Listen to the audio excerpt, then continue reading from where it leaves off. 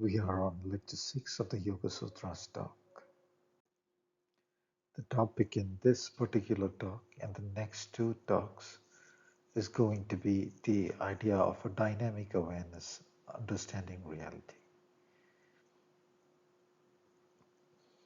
So, usually there is the idea that yoga involves a deepening of awareness in meditation, but in fact, there is more to it than that. There is a lived reality and the way the awareness is dealing with the dynamically appearing reality. You'll get the idea better as we go forward in these few lectures. For the purpose of this discussion, I'll be dividing down the study of this awareness into four aspects: in the usual everyday life sense, in the yajna sense, which is an amplification of the first one. The third is a matrix dynamic sense. I'll tell you what it is afterwards. And the fourth is the dynamic mathematical awareness of the appeared and the unappeared. It is not that each stage is independent of the other stages of dynamic awareness, but the divisioning is for the purpose of an overall analytical study. Not every stage is pertinent to these series of lectures. The fourth is in the process of being discovered. So that would imply at the moment it would need to be glossed over, and also it is not within the domain of discussion of what we are engaging at the moment. Just to say, the fourth idea that I described in the previous slide exists. I'll just read this slide. The fourth in the appeared sense is the way the n-sphere projection point intensities bifurcate and form perception as a recursive zero projection intensity perceiving n-axis projects absorbs, forming the volumetric senses associated with spatial directions. One such direction is what is perceived as temporospatial dynamics of spatial relativity, the same as its analog in the higher dimensional senses, which become the general relativity and the force perceptions and so on. This together with spin and awareness dynamics becomes what appears as quantum physics. The above is the physics of the appeared world, being able to dynamically alter to such a view of any phenomenon and associated awareness, situate zeros, is a direct dynamic awareness. The understanding of the structure of the beyond the perception planes unveiled by the geometry artifact that the appeared universe is, and the way that space works is the direct awareness of that system. The awareness is able to modify its own structures and mechanisms in the unappeared, which appears as different prowesses in dealing with the physics of the world system. The awareness of the way those strengths are gained access to and the way they get bound in the aware system and so on. The very way in which the fundamental mathematical artifact arises and other ideas. What I just said in the previous slide can be explained in detail and possibly in simpler words, but I just wanted to put the idea out there in a terse way. Like the last statement, assume you're gaining strengths by the study of the Gayatri Mantra. There is an alteration in the abilities of the awareness spark in its way to course dynamically between n order zeros and so on. Yet another example I could give is the usually the awareness is structuring its world perception based on its own awareness of the N0 axis. Now this particular axis, if the awareness has the ability to structure in a fast sense, remember the Bhaskaracharya statement, express or say it fastly, how the structuring occurs. If the awareness can structure it in a fast sense, it can immediately form a body from a DNA code. It is the ability to immediately structure the body and so on. There are six Shunyam Shashvidam, says Bhaskaracharya. That means there are six different types of zeros. That's a six-order scan. The typical human awareness experiences in its typical experience of world reality, in its immediate vicinity experience of world reality, the solar experience of reality. Of course, there is more, there is beyond. And the human organism sense, we can, from what we see as, in terms of own DNA scan, is a four-dimensional scan. Obviously, the 3 experience is a surface experience of the 4 experience. So the individual organism surface form is an awareness scanning out a 4 subset of a 4D reality code, which ultimately forms the sense of the 3D physical experience that particular awareness experiences, which is in fact a surface layer of scan, of which already n layers of scan had already happened. When Bhaskaracharya says there are 6 different types of zeros, there are in fact infinite different types of zeros. What Bhaskaracharya is possibly referring to is a subset of the DNA scan that is immediately relevant for the structuring of the solar human, and that which was pertinent to the particular style of study in that particular era that Bhaskaracharya was recording. I would say it is accurate to say there are infinite different types of zeros.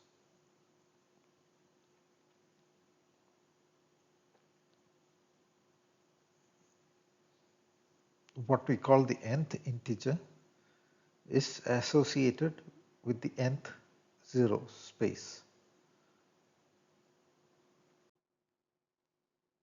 Okay, from this point on, the topic is going to be easy. Easy in the sense that there is not going to be any fancy talk of mathematics and so on.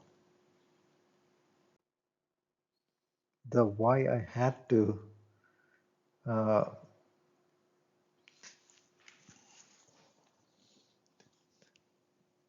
talk about those fancy things is, on one side we are competing for attention from people doing moon landings and so on.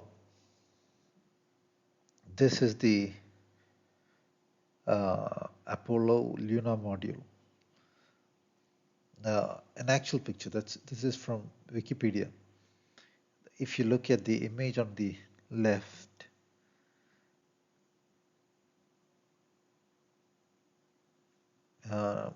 do you see this thing, a cloth hanging down? Do you see how clumsily the panels are put together? And over here, do you think this thing that you see here can carry like 3 astronauts, a rover, and land on the moon. Is this thing sturdy enough to withstand a landing like that? And what's the purpose of this piece of cloth hanging down? And you think this thing can lift off from the moon? It cannot hold three astronauts, a rover in the first place. Nobody's going to design anything with a piece of cloth and a banner hanging down like that. If it is really supposed to withstand anything, like a landing on the moon. Like I said, in the 1960s, computers were primitive and they easily pulled off the moon landing. And right now, they're saying they do not have the technology to do that. So there is a lot of make believe going on. A lot. This also is not just make believe, it is a false promise being given to humankind. Just focus on this kind of just focus on the outward technology that we have as of now. That's all that is needed. There is nothing more. We can already go to the moon. We are going to save humankind by putting them on Mars. And all you need to do is just focus on developing AI and putting chips in human brains. So there is a huge agenda going on. Of course, space travel is possible, but not with this kind of tech.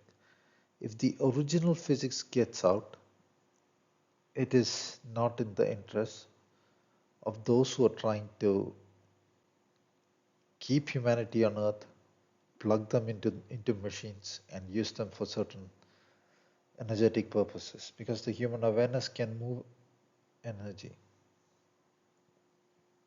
They have their agenda. Some people say it has to do with attempting to open higher portals. The reptilians have these kinds of technological agendas and so on. Not just the reptilians, there are all different kinds of parasitic alien species, more parasitic than the reptilian kind. Reptilians are not high in population. And again, another the DNA thing promise. If the DNA editing worked, reptilians would look like something else. The Greys would not look like that. And even when they do those abduction experiments, they are going not for just the so-called DNA replication. They do not, for whatever reasons, they understand that is not the way to go about propagating their species or even conducting quote unquote experiments of genetic intermingling of various terrestrial and extraterrestrial humanoid species. So, why I pointed this out is this kind of false hopes giving plus false education plus whatnot is what obscures a dynamic awareness of what one needs to do in daily life, what one can do in daily life in terms of improving oneself, in terms of being something more, and arriving at the idea that there is such a underlying purpose to daily existence. This dynamic awareness aspect that I talk about is not discussed in great detail in the Yoga Sutras, except for what we will see just now. Um, it is discussed in a in a way in an aspect and in a very whole sense in the Buddhist tradition. There is evidence that such a theory existed in the Mahabharata times. In the Bhagavad Gita, I'll point out one instance. It is not readable just by going along with today's dictionary translations, but I'll take you to a view of the idea in the next lecture. So what I'm saying is that the dynamic view of reality, understanding deepening awareness in the dynamic sense, not just in meditation, existed in an era. That is evident in the way in which even the warriors dealt with situations in the war field. Because the strength of a warrior in the war field had to do with the depth of awareness and so on. Now, we'll be getting ahead of ourselves if I start discussing that. So let's go back to where we need to start. Again, there is an idea that the spiritual path is largely about meditation. Even the Yogasutras, which are often thought to largely deal with the meditation aspect alone, says this is in Yogasutras 2.29 Yama, Niyama, Asana, Pranayama, Pratyahara, Dharana, Dhyana, Samadhyo, Ashtavangani. Meaning there are 8 limbs to yoga and 5 limbs are listed. And then comes the last 3 limbs, Dharana, Dhyana, Samadhi. This is what is generally understood by the term meditation. But then what are all these? Yama, Niyama, Asana, Pranayama, Pratyahara. Yama, Niyama involves actually structuring one's own life in a particular way. I am not going to, like Yama, Niyamas can involve truth, not having the intent of doing harm, Brahmacharya, and then they say these things cannot be altered by neither time or place, very strictly coding. How practical is that? If they tell you Brahmacharya um, is something you should achieve in a sense that will not be affected by time or place from the beginning of your journey, well, if you can do that, that's absolutely great. Back to the point, Yama, Niyama, Pranayama, Pratyahara, and the Yoga Sutras explicitly say, after discussing Pranayama, now the mind is fit for entering Dharana.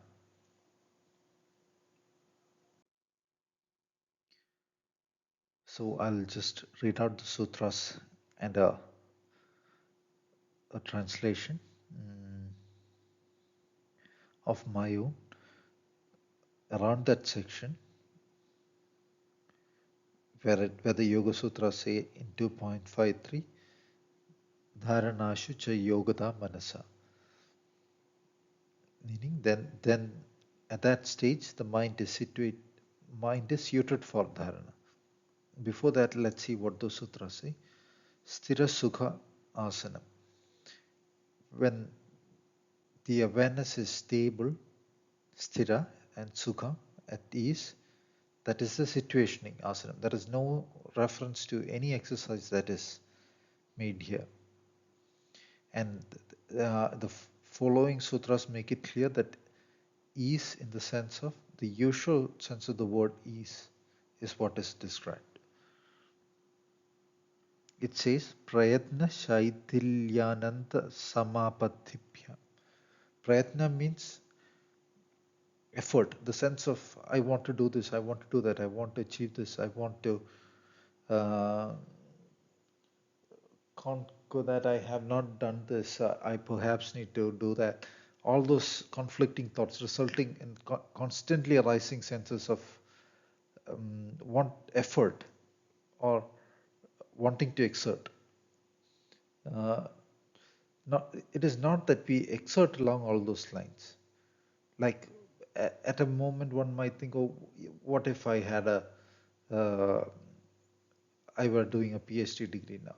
Oh, that's too bad that I am not. At the next moment, assume one way doing in a PhD, you'd be thinking, what if I could just relax now? There is no point spending all one's youth like this. Again, a sense of effort and unease arises. There is a constant arising of a sense of unease, wishing one were doing something else. I'm not talking about avoiding the normal action. What I'm talking about is the arising of a perpetual sense of unease that occurs in all humans, all average humans all the time.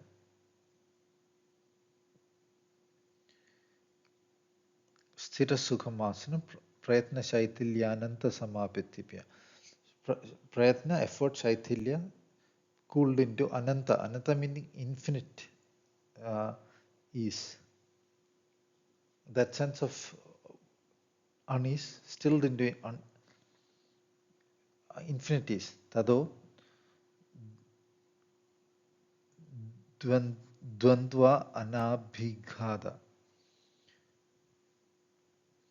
The sense of duality at that point gets destroyed, so to speak. Tasmin Sadishwasa Prashwasayor Gadi Vicheda Pranayama. In that state, the observation of the pathways of in-breath and out-breath is called pranayama. Now, in the breath perception, what is happening is just like we are viewing the cycles of the world in the way the earth turns, the sun, the galaxies rotating, and so forth, we are continuously observing this system in cycling. Breath, likewise, is the observer axis, scan cycles. So what if you understand breath for what it is, you understand the formation of the human body itself. Not just the human body. If you understand the formation of the human body, you understand the formation of the world perception, which is the formation of the universal perception as well. Like the alchemists say, as whatever the inside, that is the outside, and whatever the above, that is the below. As there is not, it is not a direct as the above, so the below, in that sense. And the way the inside is, so is the outside perception.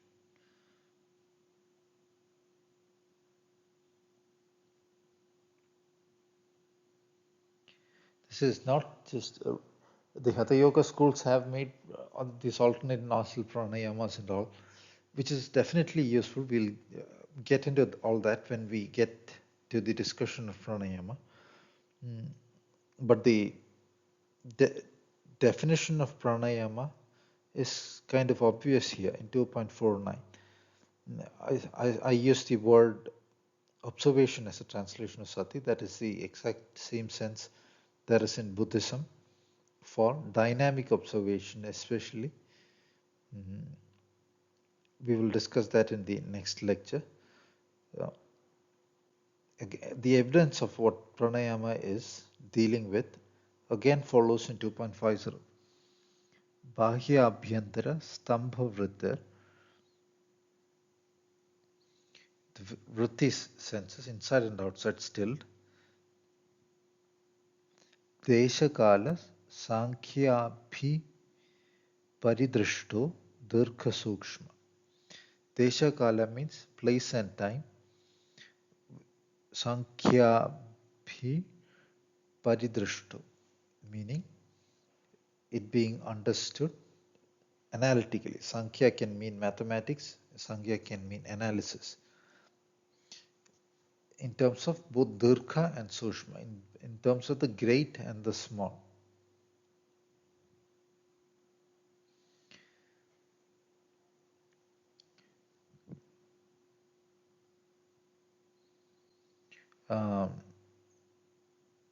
That is 2.50. Again, this is discussed just after saying what pranayama is. You can see the mathematical analysis, Sankhya, the term occurring, Dirgha and Sushma, the great and the small occurring, the vrittis having to be stilled, Bahya Abhyantara Stamba vritti. Bahya means outward, Antara means inward, Stamba means stilling, vritti is the DNA scan cycle perception, its impressions falling on the awareness.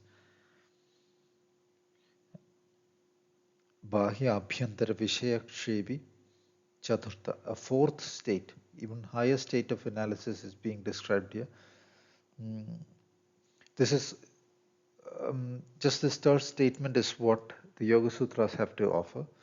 The commentary by Vyasa, or at least purported to be by Vyasa, the Vyasa Bhasha, describes this as a greater withdrawing in the analysis, where the transformative movements are studied in a greater level of objectivity by withdrawing from identification with the object senses of the world. You're not, in a sense, from what I understand, uh, the world object senses are not identified with, and one goes into a far deeper sense of analysis. I will not use the term getting into a mathematical abstract algebraic analysis and all that, for one, because it is not helpful to talk like that. Second, because the author himself does not talk like that. And what happens at that stage is tada shriyade prakashavaranam. Then shriyade means to weaken. There is weakening of or decay of prakashavaranam. Prakasha means light. Avaranam means that which covers. Then there is a decay of, disappearing of that which covers the eternal light. The tradition of Zen calls that eternal light, it can be thought of as internal flow of silver, whatever. It is not matter of the universe, or it is at that boundary stage one might think of it that, but it is in the most accurate sense, it has gone beyond the universe in perception. The great brightness, that is what Zen calls it. Tadashyate prakasha avarana. Prakasha means light. It is made of two words. Pra means forward, Akasha means ether. What shines through the ether planes. Ether is a word referring to uh, one of the most fundamental planes of the universe in their way of, in their terminology, but it occurs because of a perception of a plane in which DNA vectors are not held, and therefore the transformation movement alone is perceived in great part. That is the way I think of it, in the way I tend to analyze now, whether that is totally accurate or not.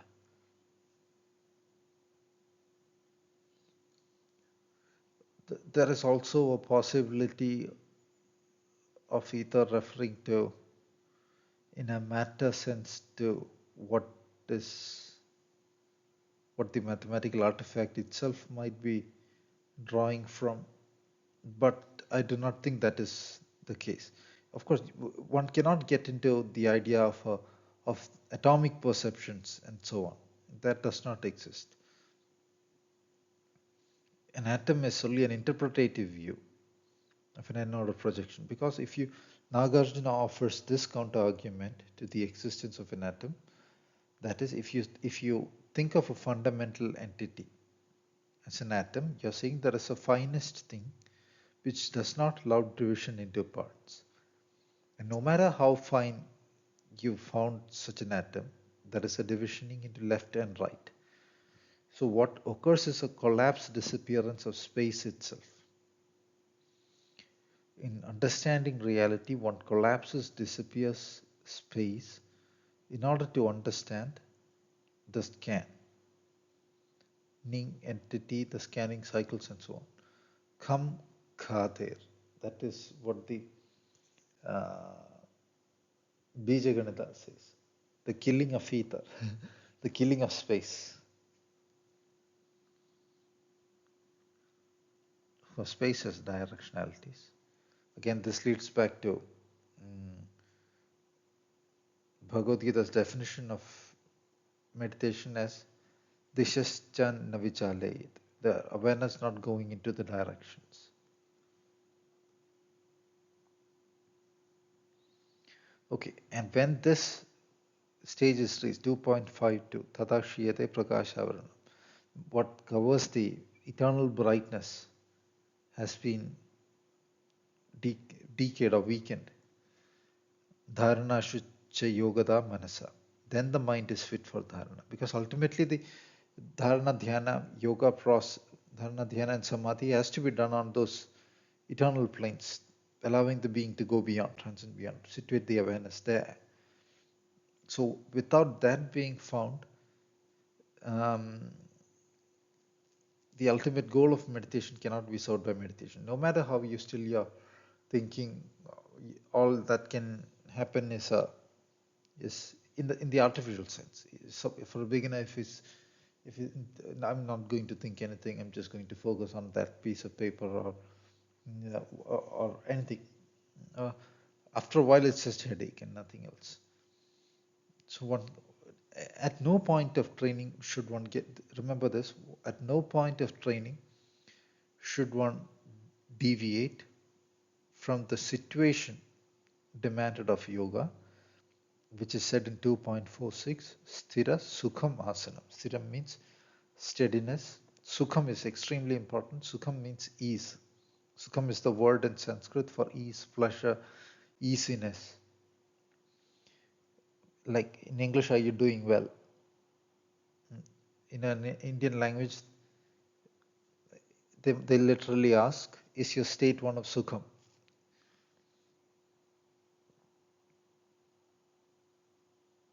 So such a question is also a reminder asking the person if to check if his own state is one demanded of yoga.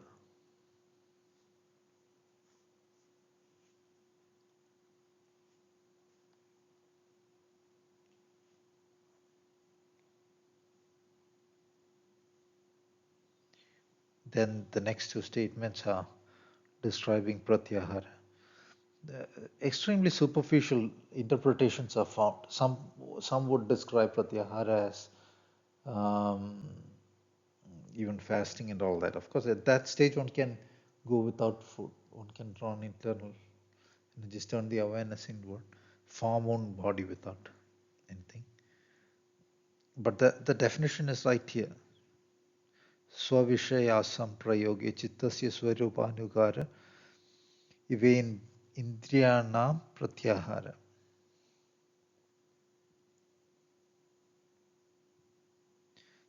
Tada parama vashyate indriyanam.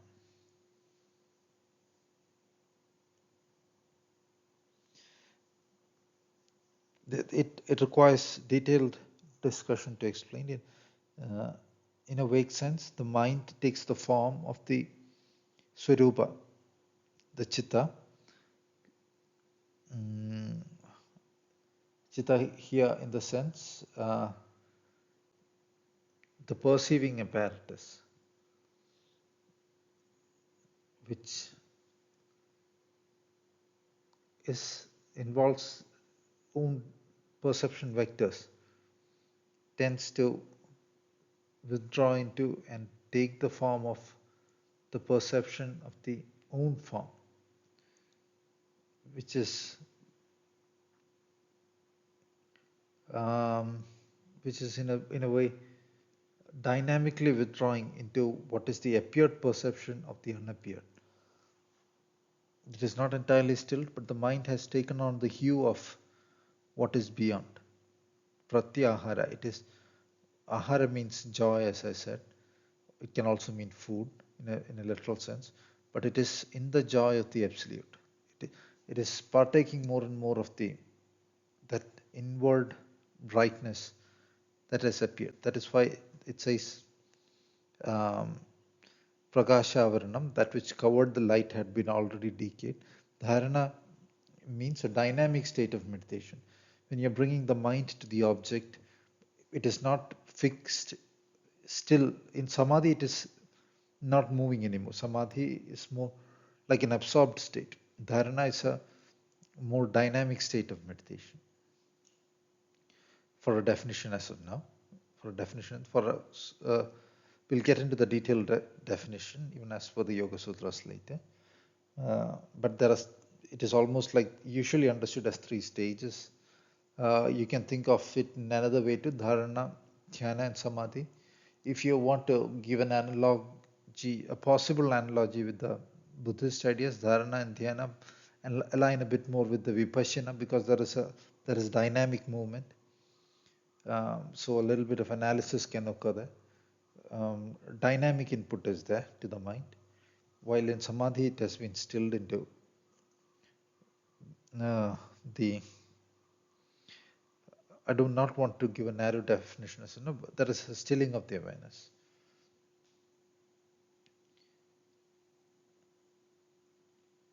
So once these two aspects proceed, that is the weakening of that which covered the eternal light, and the mind that is now able to do dharana on it, which results in a kind of pratyahara, a joy of the within.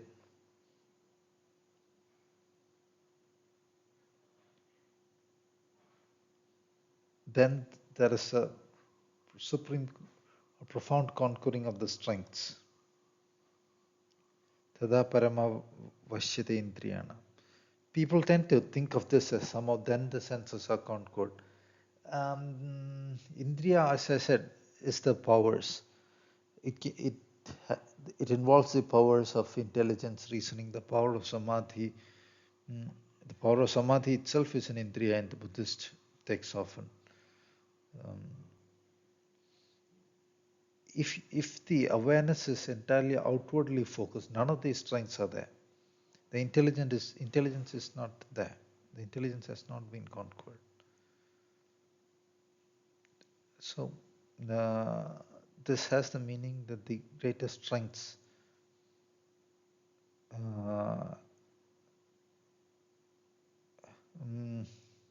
the greatest parama means supreme strengths are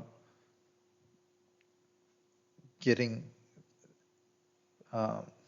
conquered, so to speak. It is not to say that one has achieved a physical conquest over reality, but the faculties, deeper faculties, intelligence, the ability to understand things, the ability to wield those strengths in own field, and so on. Of course, if you look at mythology, they have also displayed very profound strengths outwardly. So it is at that stage described in 2.53 that the Yoga text says that the mind is fit for dharana, which is the first of the three meditation stages the text then describes. This is not to say that one does not do any meditation till then. Meditation is a normal human activity. When we are just relaxing or just enjoying an open space in nature, that is a form of meditation, or just observing the stars, that's a form of meditation. So is just relaxing and breathing easy. So meditation happens all the time. There is no preparation that anybody does for meditation. When one is absorbed in a really good piece of music or art, that's a form of meditation, because the mind is withdrawing into a deeper awareness, so to speak, and at ease. The Yogasutras are describing some sort of an intense training that was undertaken in a particular school or a particular tradition in an era. And there is a level of universality to what it says. But then it is not to be a description of reality, is never the whole reality. Just like, how do I describe this? In every, like that poem by William Blake, in a sand you can see a whole, in a grain you can see the whole world. Every stage of progress has all factors of progress within. So assume you're doing mathematics or studying physics. There is a level of focus. How do scientists arrive at discovery? It is the samadhi, vipassana. Samadhi, when they focus on the topic in terms of thought, in terms of actually attending to an experiment or whatever, and the Vipassana is analyzing on that. The average person cannot be a scientist because the average person cannot bring up that level of samadhi and Vipassana, that is focus and analysis. The average person's brain is too distracted. Some people can do geometric proofs really well, others cannot. What is the difference? It is that the other person is not focused enough to receive that data from inside or from outside. Because for one, it has to do with that the awareness is scattered. Second, it has to do with the levels of interest. Like a person might be really good in one field, but just cannot get himself to focus on a game of chess because he thinks or whatever or feels that it is too boring. He or she, it could be anybody.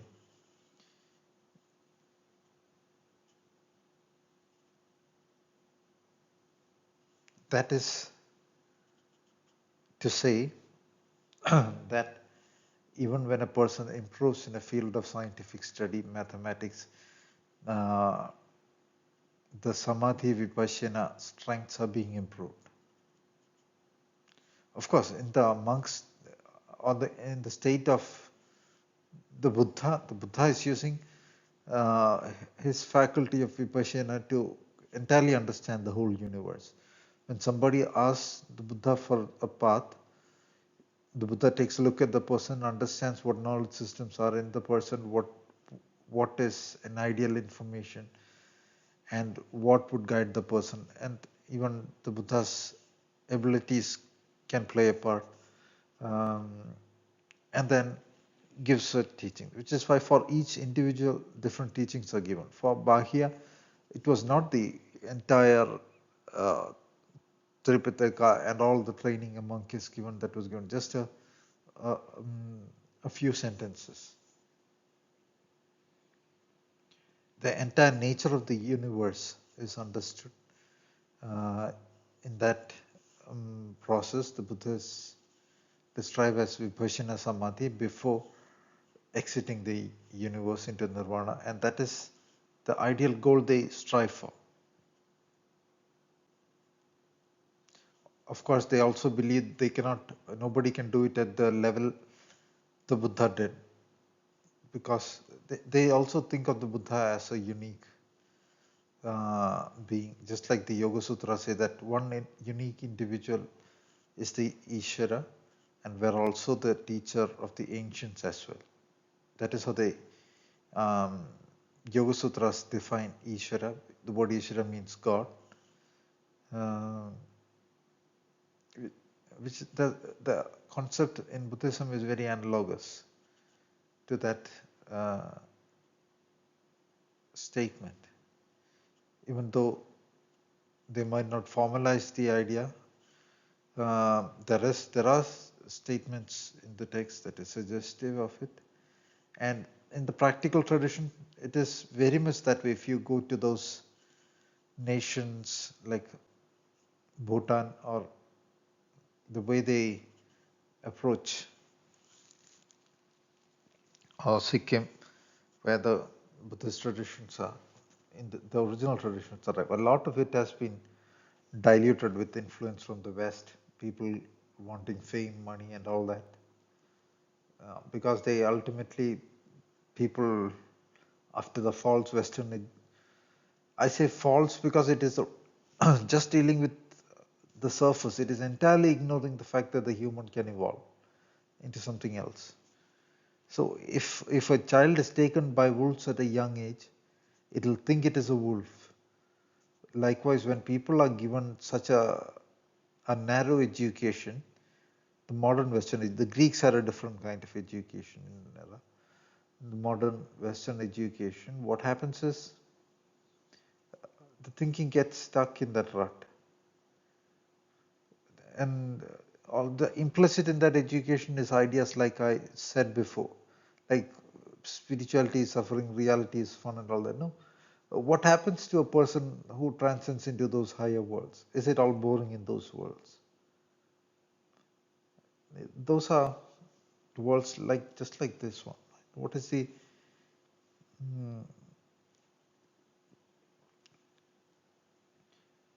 okay, we'll move on to the next slide. This is a very short education in Zen. As I said, one can start meditating from day one.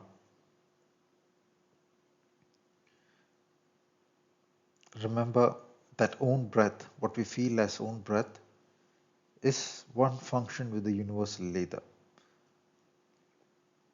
One can think of all the worlds as appearing from ether.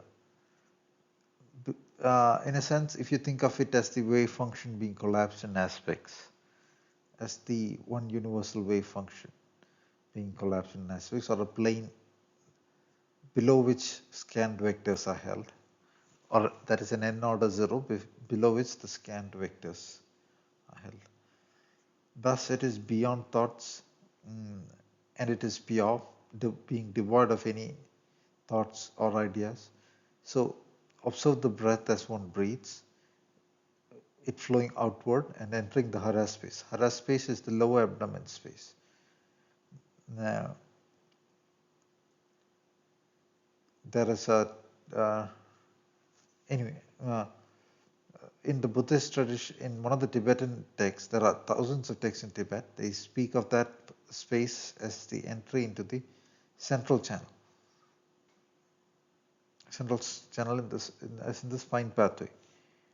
The energy is associated. Anyway, all one needs to do is breathe in easy, breathe out perhaps optionally a bit deeper, and observe the breath going along the front of the body into the lower abdomen space, and keep doing that. If you notice, it included pranayama. Pranam can have the meaning breath. There can be deeper senses. I'll get into when we discuss pranayama, but at least in the surface sense, it includes the focus on the breath and what the dynamics of breathing is, what it is actually, which is the mathematical scan in a sense on an end plane. It includes the training of the mind to free itself of unideal thoughts, because none of those scanned vectors are being held. No narrow thought structures are being held. It involves ease. So when the unideal thoughts are all abandoned, in that state there is yama and niyama, there is ease, and there is of course stability. Breathing into the hara grants stability, strength. Because Zen was practiced by the warriors, the strength element was also extremely important. So sukha sthiram, which is asanam, situationing of yoga, and therefore we already have in that state of doing Zen yama, niyama, asana, and pranayama, and that is why Zen says it unveils a great brightness to the adept. When the great brightness is unveiled, the momentum is clearly into that. So there is pratyahara, meaning pratya means turned, joy, inward movement is there, and the awareness will be on the brightness. The process gets naturally continued. The same breathing meditation that is focused on the breath can happen. So what happens is the space perception and the beyond perception gets merged into one perception. This is described in some very profound and secret Tibetan texts. The text might exist available as of now, but people cannot read it, as the merging of the light element and the space element. That particular text might not clearly describe how to do that, how to merge the light element and the space element, and what is meant by the light element or the space element. Or these ideas will remain vague despite the text offering a bit of hint like that. And that they'll also say there are layers to this. Like once you go deeper, it is almost like liquid silver, and that is the element one deals with actually, not just the, or even deeper, it might be like Mercury. So the union of the breath and the Mercury or the light becomes because the human form is again being constructed in this breath cycles. Once the breathing stops, the construction of the human form by the awareness stops. So an immortal form is also constructed in this way, at least uh, in terms of the physics theory and dynamics of it.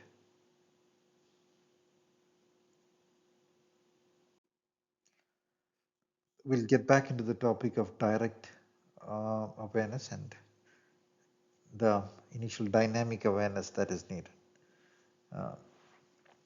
So let's search for that in Buddhist formalizations. Remember, as I said, there are different paths described in that were described for different people when the Buddha were teaching. So a core idea in the Buddhist traditions is as of now, is the Noble Eightfold Path. It in Sanskrit is Arya Ashtanga Marga. So the listings on the path, like right action and so on, all start with the word Samyaj in Sanskrit, Samman in Pali. What does that word mean? So the Eightfold Path has been described as the ideal view, ideal resolve, ideal speech, ideal action, ideal effort, ideal dynamic observation, ideal absorbed meditation. Though we take those topic heads to give ourselves an anchoring point to understand the theory of the path that discussed here, it is not the same as the ideals for monks. Um, for instance, an ideal action for monks can involve no killing. But there were Zen warriors. So the ideal action principle can differ. Uh, the, virtually all the great warriors of an era were on spiritual evolution paths as well. At least the greatest number of them had spiritual ideals, whether they be uh, perfect or not.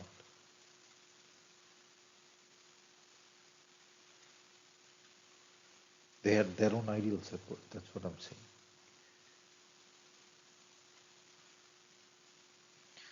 Okay, the first term, ideal view, can mean um, one needs to have a theory, a view, why we do this, should there, why should one walk such a path, why should one try to improve oneself. It forms a motivation. Like if one had no motivation, no view of why, do a bit of exercise daily, one probably would not do that. Similarly, so um, it again the meditation comes at the end. It is described as ideal samadhi, and before that they say ideal um, sati. Sati should be translated as the dynamic observer state. They say mindfulness. That's just an English word which does not occur anywhere in the Pali tradition, because Pali tradition is in Pali and not in English. It has parallels with Sanskrit words. Um, when you're in the observer state, you're withdrawn from the mind.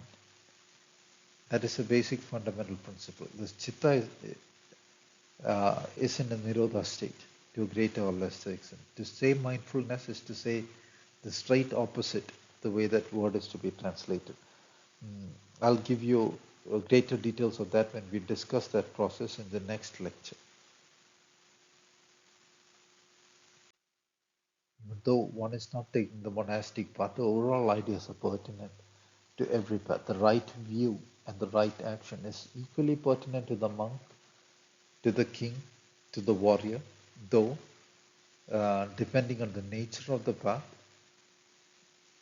the subject matter is different. The topics are very much, topic heads are kind of similar. So um, one of the is being right action, ideal action. Um, I take the example of the Mahabharata. They all had spiritual ideals in the Mahabharata. Their decisions on whether to go on exile or to take up meditative efforts or to fight the war, everything were first analyzed in the spiritual domain. Does it lead to my glory? Lead to does it lead to own glory? Does it lead to own spiritual strengths and growth? Uh, and because the world is not nihilistic, it has a sacred spiritual foundation. Ultimately, the action that evolves oneself and and the action that evolves oneself in the world glory sense are not two different things. Ultimately, it is different from aiming for a narrow or a temporary glamour thing. Because English is not a language that gives forth a myriad sense um, as the Sanskrit with its words. It is important to spend time to understand the terms, and ideally in the original language. Pali words um, are kind of like often a pleb usage of Sanskrit words. People can think of right action or read the Mahabharata where are often just the wartime stories are recorded. They were not fighting wars during their lifetime, which was over 100 years, all through their lives. 18 days of Mahabharata war is described, and a few other wars are described. So people get this wrong idea and then put up a perpetually antagonistic attitude for no reason. There is nothing wrong going around anyway. Well, nothing is about to harm them either. And similarly, people can get into the idea of right action, and engage the wrong sense of it, as if right action means just walking around in a very stiff sense, or being angry all the time. One cannot just be angry with oneself all the time. So they spill that anger over into the world, think it is being right is right. Just an uneasy, nervous state. That is not what is being described. Um, one, if you look at the word samyaj, it has different shades of meaning, which we'll see. A better translation would be ideal or accurate, an accurate attitude, an ideal sense. So if you find a Sanskrit dictionary and look up the word samyaj, it says true, wholly, well, turned toward each other, turned together, or in one direction, truly, thoroughly, straight, properly, pleasant. Think of the sense pleasant action, lying in one direction, lying the right way or manner, in one line, going along with or together. True in the sense true to oneself, perhaps, true to one's own soul, because that is from where the sense of right or wrong emerges, and the sense of um, what one needs to do. How does Beethoven know he needs to make music? It is not because anybody else said, from the soul. So the whole function of his action involves that effort.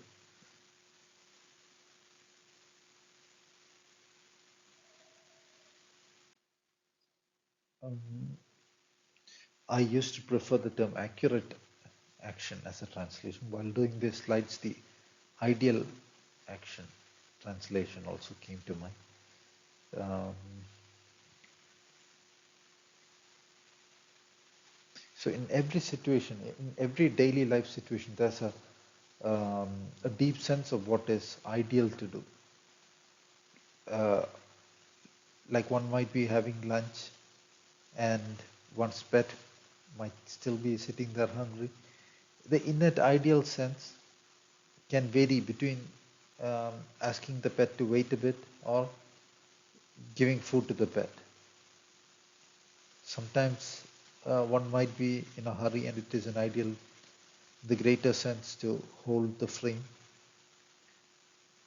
Sometimes a more easy action, easy and pleasant action might be ideal. And also these depend on a lot of factors. In the great yajna sense, a particular attitude might be needed. In another stage, a particular attitude might be needed, and so on. And none of that is imitated by seeing another. It is the own stage of evolution, and it is continually appearing inside what is ideal to do. It might be ideal for a student to rigorously go to the university. It might be ideal for a discoverer at a particular stage of discovery to discover on own and not to imitate that ideal ritual of another person in another stage of evolution. Here are more meanings of the word samyaj in one line: going along with or together, fitly, facing one another, duly, distinctly, correctly, completely, clearly, by all means, agreeable, accurate, same, identical, uniform. So we are going back to the first stage of dynamic awareness, which is that awareness which tells us the day is to be used for a kind of evolution, which is own growth. Uh, Only a tiny limited function of is achieved by the usual daily work, which occurs in a state of awareness that is not aware of the possibility of growth even. So regarding this, the principle of Tao, the soul, and an inherent sense of what one ought to do or what one ought to do in life had earlier had been earlier described, had been already described. This is around like 2:30 a.m. At night. That's why I am a bit sleepy, jittery, and all that.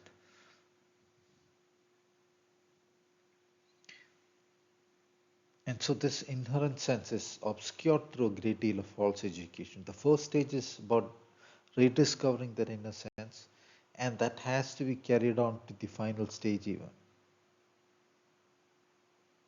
Because that sense is continually asking us to be something better. People take courses, people want to understand things.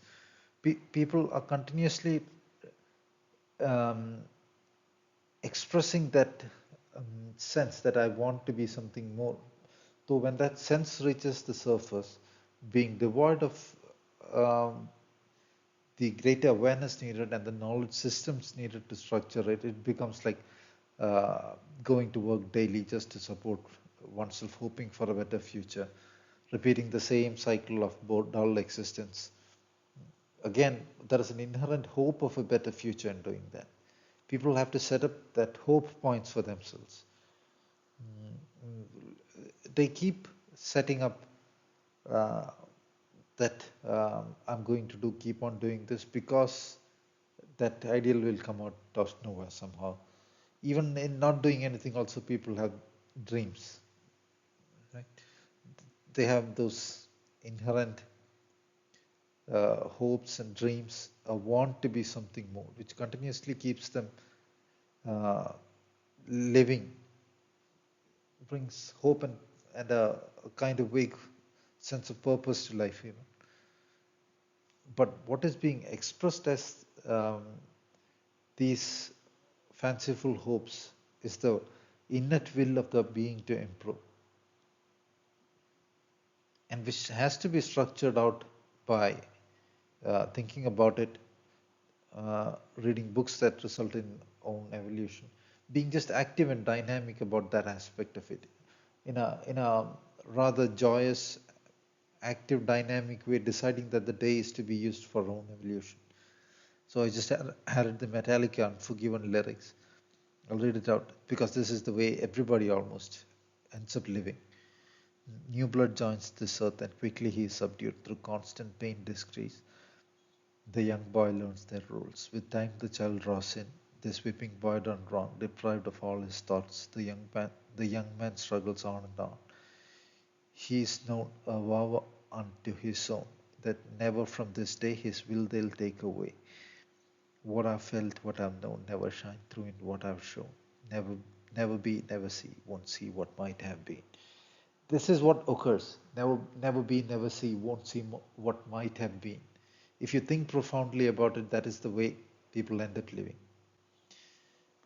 And they never see what might have been. In fact, these lyrics, whatever the universe puts out there, is good stuff to meditate on. When you listen to the music, your inner energies are getting active, right? At the early stages, you cannot strive for a tranquility that is nowhere inside you. You have to uh, have a tranquility that emerges from a brightness of energy. So you can listen to whatever music that feels good and just stay in that sense. This is profoundly philosophical if you think about it. If a piece of philosophy can be meditated on, this definitely can. And it's not like you're thinking deep about the lyrics or anything. You're vibing with it. You're enjoying. What is vibing? The soul is vibing. So you in a sense gone beyond the mind, and you're in vibing with the soul, that profounder will of the soul. Why do people enjoy songs like this? Because it becomes finally a vent for the soul sense, if you understand it that way. Of course, people can uh, take up the same thing and think of it as a way of, again, drama, glitter, glamour, show, imitation, and all that. That goes nowhere. This gets a bit depressing, but living in that sense, with no greater purpose, the individual begins to think that is the safe, secure, ideal, professional, whatnot way of existence. They enforce it on themselves. They enforce it on their next generation who live the same zombie existence because they think that is what is norm safe. Stepping outside the bounds of it and attempting to explore is not safe, perhaps in the so-called financial sense. If one is not willing to take risks, nothing is gained, nothing ventured, nothing gained. Even if you're dabbling in the stock market, there is risk. If you're becoming um an Olympic boxer or an international caliber boxer, there is a risk uh, of getting a brain hemorrhage every time you get into the ring. If you want to become a race car driver, there is a level of risk. Anything you do in life, there is a risk element. So at least people need to have that bravery element or braveness or whatever to stop and think, to stop and stare at what they are doing with their own lives. I am saying that because people in some part of the world, because of poverty, they do not have the bravery. Poverty should not lead to stupidity and cowardice, but and I'm not uniformly saying people are all that way. Uh, in those parts of uh, the world, even extremely rich people can be the same way. They are really focused on money. They are still, I do not know what else they're going to do with money because there's absolutely nothing uh, money can get beyond a stage. Like if you got COVID or anything, it's the same medical treatment that exists in a social welfare state or for the multi-billionaire. There's nothing beyond in medical science. Uh, if they do not have a treatment for common cold, uh, they do not have it. It is as simple as that.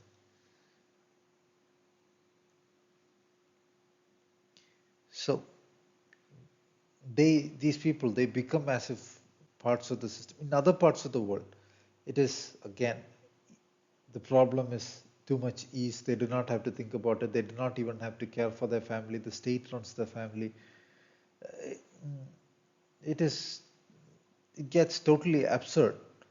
Mm, and that false sense of weakening is, I said that the good input is not bad, but the sense of completely falling head over heels into a glass of wine, that is as if that is the greatest joy, that is kind of stupid, because those things are nothing, right?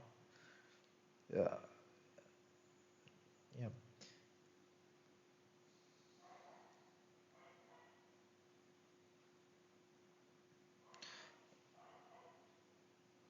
In the greater sense, some people do not tend to value these narrow experience because the soul has already gone through all those experiences. The Greeks had the view of the soul having gone through different experiences in different lives. At the time of Socrates, Plato, and all that, that is something they were talking about in those recorded writings of Plato and so on.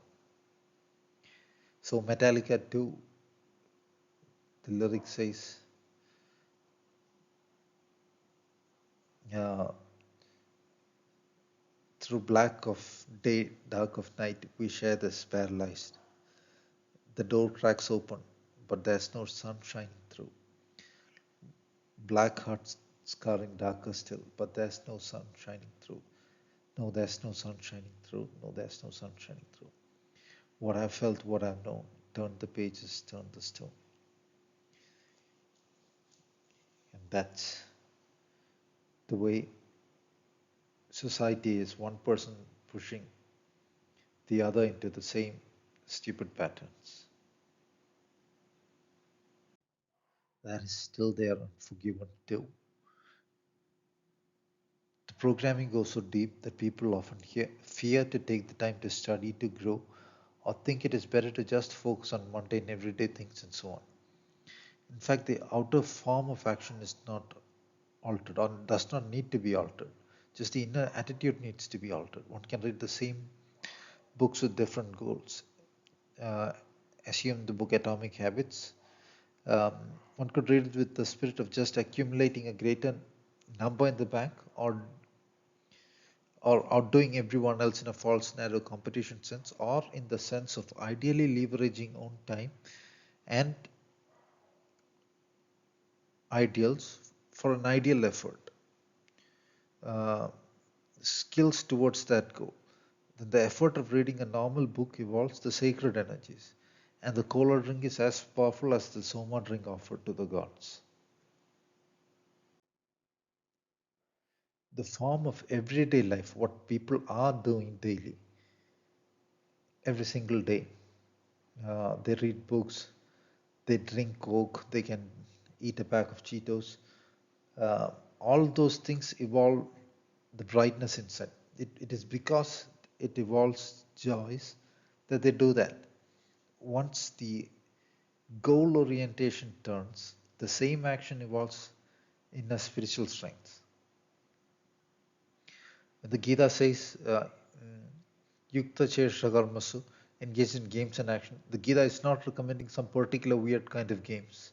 It is the exact same games that people usually engage in, depending upon the time, the era, the place, the world, the planet, and so on.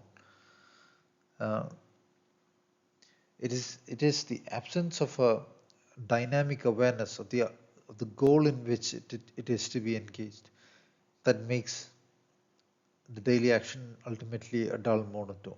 People do not even take effort to minimize that daily monotonic action. People, if you observe people, they keep engaging the same thing. It is their lullaby, so to speak. That is what keeps their awareness in a sleep. Some people want to be just perhaps lazy and do drugs. Another kind maybe just wants to repeat the same old routine. Wake up, make breakfast, go to work, return, do the same thing over and over again. There is no thought applied. Why should I keep repeating this own this nonsense. Some people bring up children again in the exact zombie way. They do not care about what the children are taught in school, the quality of education. If they are being taught about 25 different genders, they do not care. They care about what grades the child gets repeating that nonsense and ruining its own existence and deeper senses, uh, more than the substance of what the child is educated. They care about the world display. If the child gets a good grade, they can show it to the neighbors, they can show it to the whole wide family, and so on. The emptiness of that ritual never occurs to them. If in the same ritual they bother about how to enable the child to be something more, perhaps I could set up, they could reason that way. Perhaps the parent, or perhaps the parent could set up something like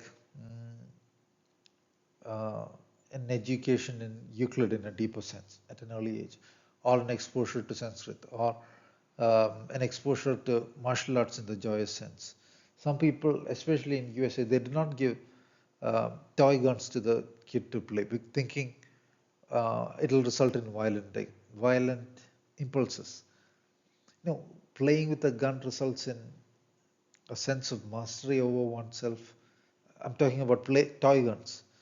A sense of justice can be uh, the warrior sense, not the false sense of justice, the warrior sense, the deep sense, the ability to wield force, the ability to be in control, possession of own frame, all those things. So those games can inculcate all that when that nudge into the right direction is given. For that, that parent has to have attempted that path oneself. Let's assume friendships. Social media has made it such that there are absolutely no friendships. Everybody is attempting to show off what they do not have. And the greatest thing that they are showing off on social media is happiness. I have never seen any profoundly happy people or profoundly joyous people in the real world. So friendships could be as epic as in the Lord of the Rings movie because they do not have a show-off motive. An endeavor has fallen on one person, and the friends are saying, "Okay, this is awesome. We'll do this together." There is an absence of any deal making, any show-off, any affectation, anything like that.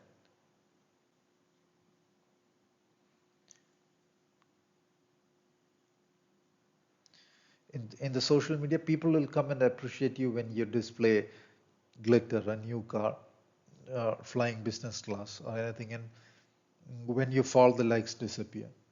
When they assume uh, um, that glitter is not with you, then the likes turn to hate. It's absolute madness. It is the it it is not an artifact or a way of existence on social media. That is extending to the psychological states humans display in the real world. When everybody is a fool and everybody is a loser with no happiness, no purpose in life, and the world is turning dull and dying into air, what is the purpose in showing off?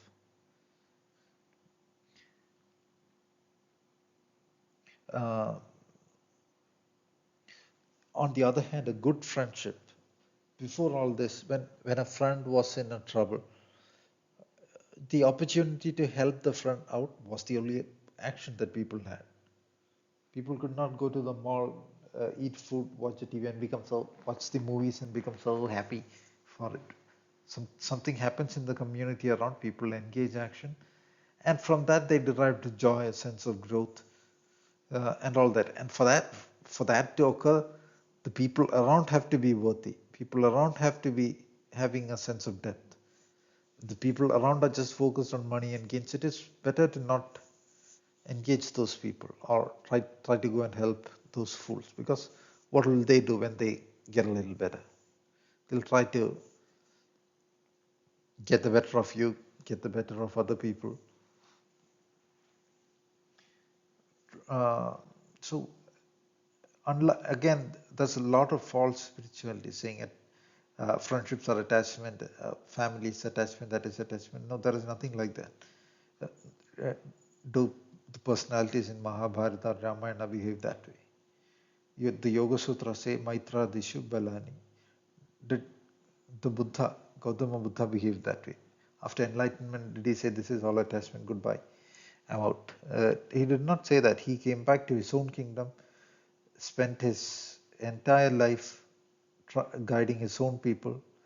The fuel of his endeavor was to find an end to suffering to own people. Before deciding to adopt that mode, he takes that, after returning to the palace, he takes the permission of the king, who was his father.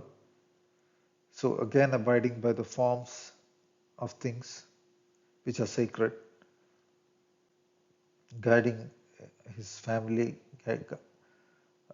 guiding his subjects, and hundreds of thousands of people are said to have entered the Arhat state while Gautama Buddha were in the world as well. So there is a deeper sense, a duty of whatever sense also being followed.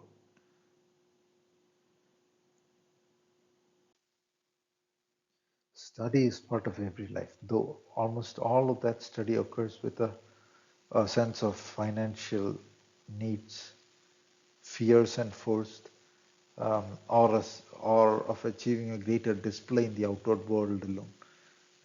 See, even that need for growth in the outward world is not wrong. One can take that as a fuel, as a drive, but like one can mm, take for a workout drive a chocolate at the end of the workout, but having that chocolate was not the purpose of the workout. Uh, so even in that sense, one can keep that fuel and have an underlying stream of deeper purpose. Uh, just as in the example of the book I just gave, or in the study of uh, mathematics, physics, or anything. Again, in this education, what happens is even the idea that a person has different lifetimes and one can evolve through all these lifetimes, that is the goal with which one enters a life, and the circumstances exist uh, to be leveraged for own growth. The resources that we enter the world with, be it the skills, be it financial resources, or whatever, is in the ultimate sense to be used for whatever is the maximum evolution of oneself, whatever brings the greatest glory to oneself in this world and the next worlds, and so on. Instead, a number, an education numbs all that. Like the Linkin Park lyrics say, I've become so numb, I can feel the soul there, become so tired. If you're going through such a stage, listen to that music, because that is the stage of the world. That is why people are listening to that music. And why do they listen to it? Because then the soul sparks up and realizes, finally, this thing is speaking sense. Uh, and so the soul appears there, so to speak. So why not be with the soul? Like the Linkin Park lyrics themselves say, a place for my head.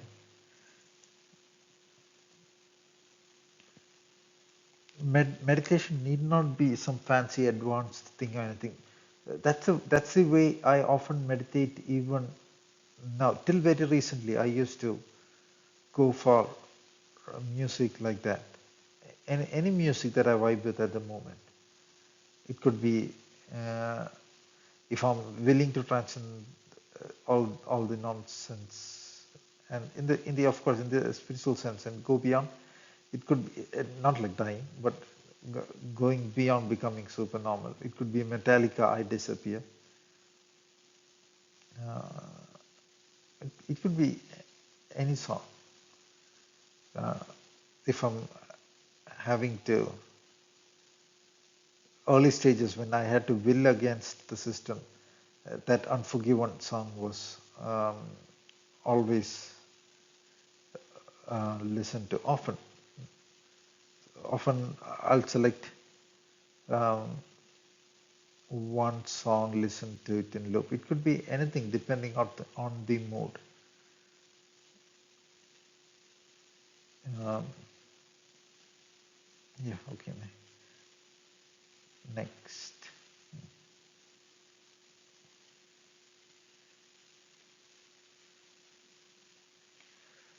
The state of meditation is, in fact, one that benefits the universe phenomenon. It is adding to the alchemy of the universe. So it is like doing a good action in the universe, which results in what they call good karma or virtue. In Sanskrit text, they use the word punya. And once you have that, that is why some people are by birth born in greater circumstances. Some people can achieve things with greater ease. Um, it has to. If one is aiming for extremely grand endeavors, one has to have that uh, element of what is gained through virtuous action, punya, one life or the other. So, meditate. There are ancient Indian texts, it's like the Vasishta Yoga, for instance. Like it says, 1 minute of meditation is equal to this amount of uh, good fortune or this amount of charity done, like that.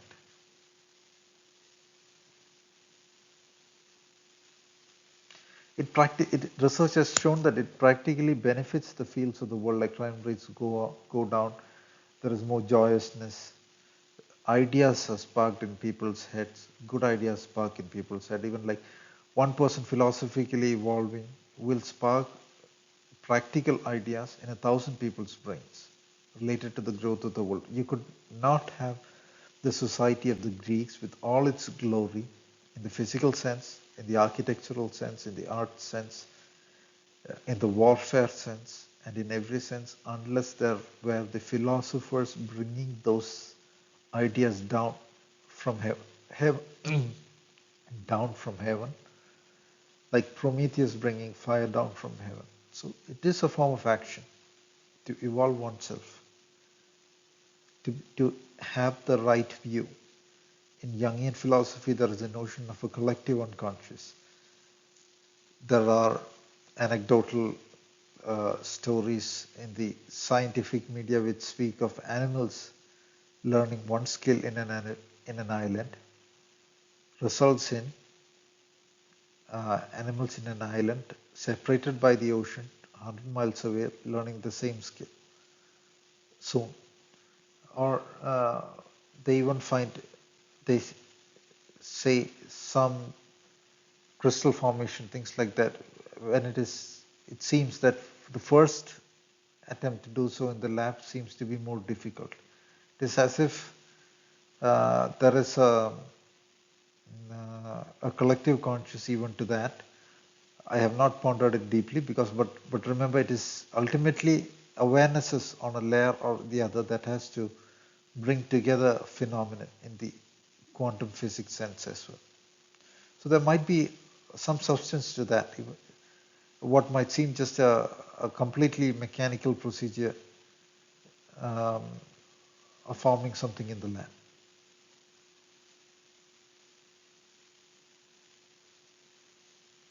Though I am not saying um, that I completely vouch for what they're saying, but there are claims like that, and there is a possibility of it being so.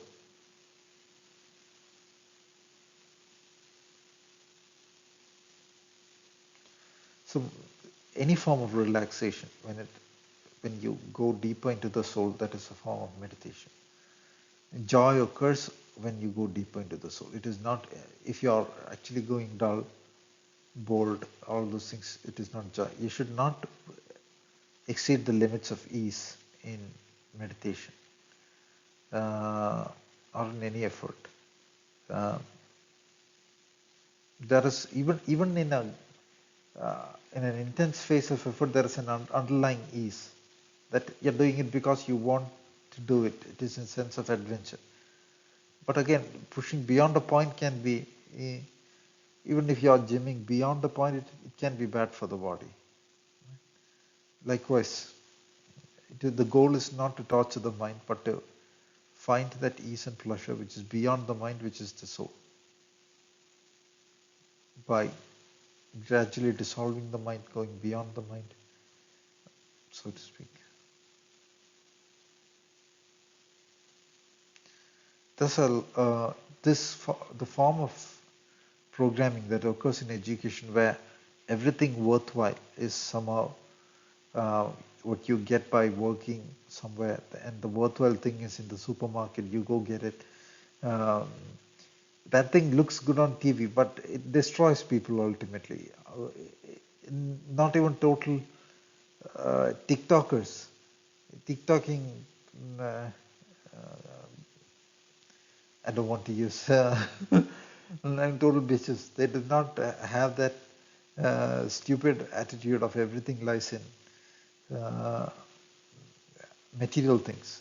So, what kind of man or what kind of woman of substance can subscribe to that idea for a whole life?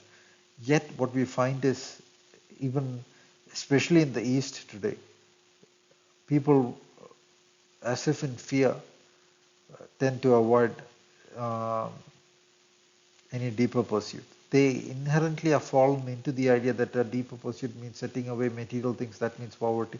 No, nobody is talking about setting away material things. Where all those great kings and everybody poor, did they become poorer after all their spiritual efforts? Like I said, these dichotomies are set up in the human brain. Spiritual effort leads to virtue, virtue leads to prosperity. That is how the universe functions. So it might not be apparent immediately. If you look at social stratums, the better of families, the wealthier families are usually 90% or 95%, unless you go into the cult layers, better behaved, they have better values, they have better virtues, stronger family framework, they are stronger into the ritual of family. I am not talking about somebody who's come up immediately and got some money, not people like that, but generally, if you go to the utter slums of society, you'll find that people are actually extremely materialistic, hate each other, fight each other. The outward world is a function of their inner mind. Um, so it is not like a poor person works hard, makes a lot of money, and then his character improves. And therefore the upper stratum has better character, values, and substance. Even 40 years ago, it was like that worldwide. Even today, it is like that. One would not expect to go into some poor slum area and expect to find highly moral people. You'll probably get looted. Uh, you'll lose your money, phone, everything. If you're lucky, you'll escape with your life. Uh, it is not that they cannot build beautiful cottages. It is not that they cannot uh, build uh, a, a beautiful aesthetic space for themselves. Not that in the sense, it is not that they do not have the level of IQ or the resources. They can be extremely scheming at times. They can be extremely crafty. They can even be extremely skilled. But the thing is, a deeper structuring quality is missing. A deeper virtue sense is missing. So when people evolve, the outer prosperity also gets structured. Like the Greek society. And why is it why was it different from the, say, Bronx in New York? It is not like if you take people from Bronx and put them in the beautiful philosophical Greek society and take the Greeks and put them here, people's personality will change. No, the Greek society will become a hellhole, and they'll make a hell where they stand. So unless people have a level of depth, a level of innate philosophization. Uh, the sophistication will not emerge, the aesthetics will not emerge, and therefore joy, glory, those things will not exist in that society. Eh, In India, we see people getting rich super fast and see the way they behave. They utterly ruin themselves and the society too. The movies and all put up those kinds of utterly trashy behavior as some kind of ideal. Nobody, unless a criminal, can uh, go around this criminal threatening even the law enforcement can go around doing those kinds of drama in the real world. What I'm saying is when somebody is making a spiritual endeavor in India, um, we find that people want to somehow destroy that. They get into some kind of financial fears or whatever, even if that person is well off. The assumption arises the person is not doing any work. Work in the physical sense is different from work in the same quantum physics sense, where the awareness rises and is therefore able to hold a higher reality.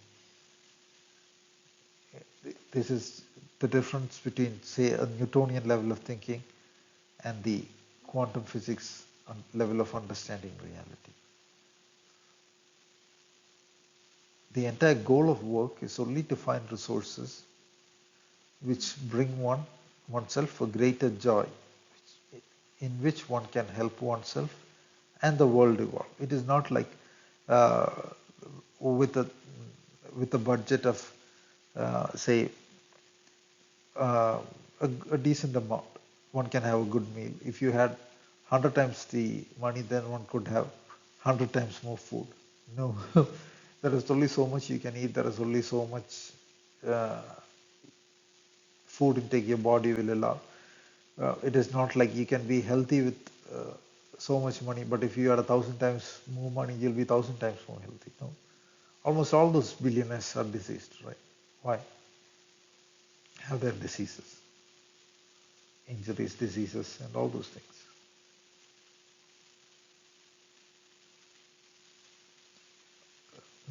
Resources are always good when they can be employed in the right direction. If you can employ $1 billion in the right direction, it is a great thing. We do not find even whole nations able to do that. Can see it has been how many years since independence? Almost 80 years since independence. Has India, assume after the internet, worked on a system which takes education for free to everybody in India? That is the normal logical first step needed for growth. No, the people cannot stop to think deeply to do that much either. Just $1 billion of investment, or the amount that goes into a Bollywood movie can be put into making an online platform, gamified, joyous, that will educate every child. They will not think in that way, but they'll do a lot of action. I have built 10,000 different schools, some politicians will claim, and half of those schools will be having a board putting up their names. Um, and the same utter low quality of education will remain.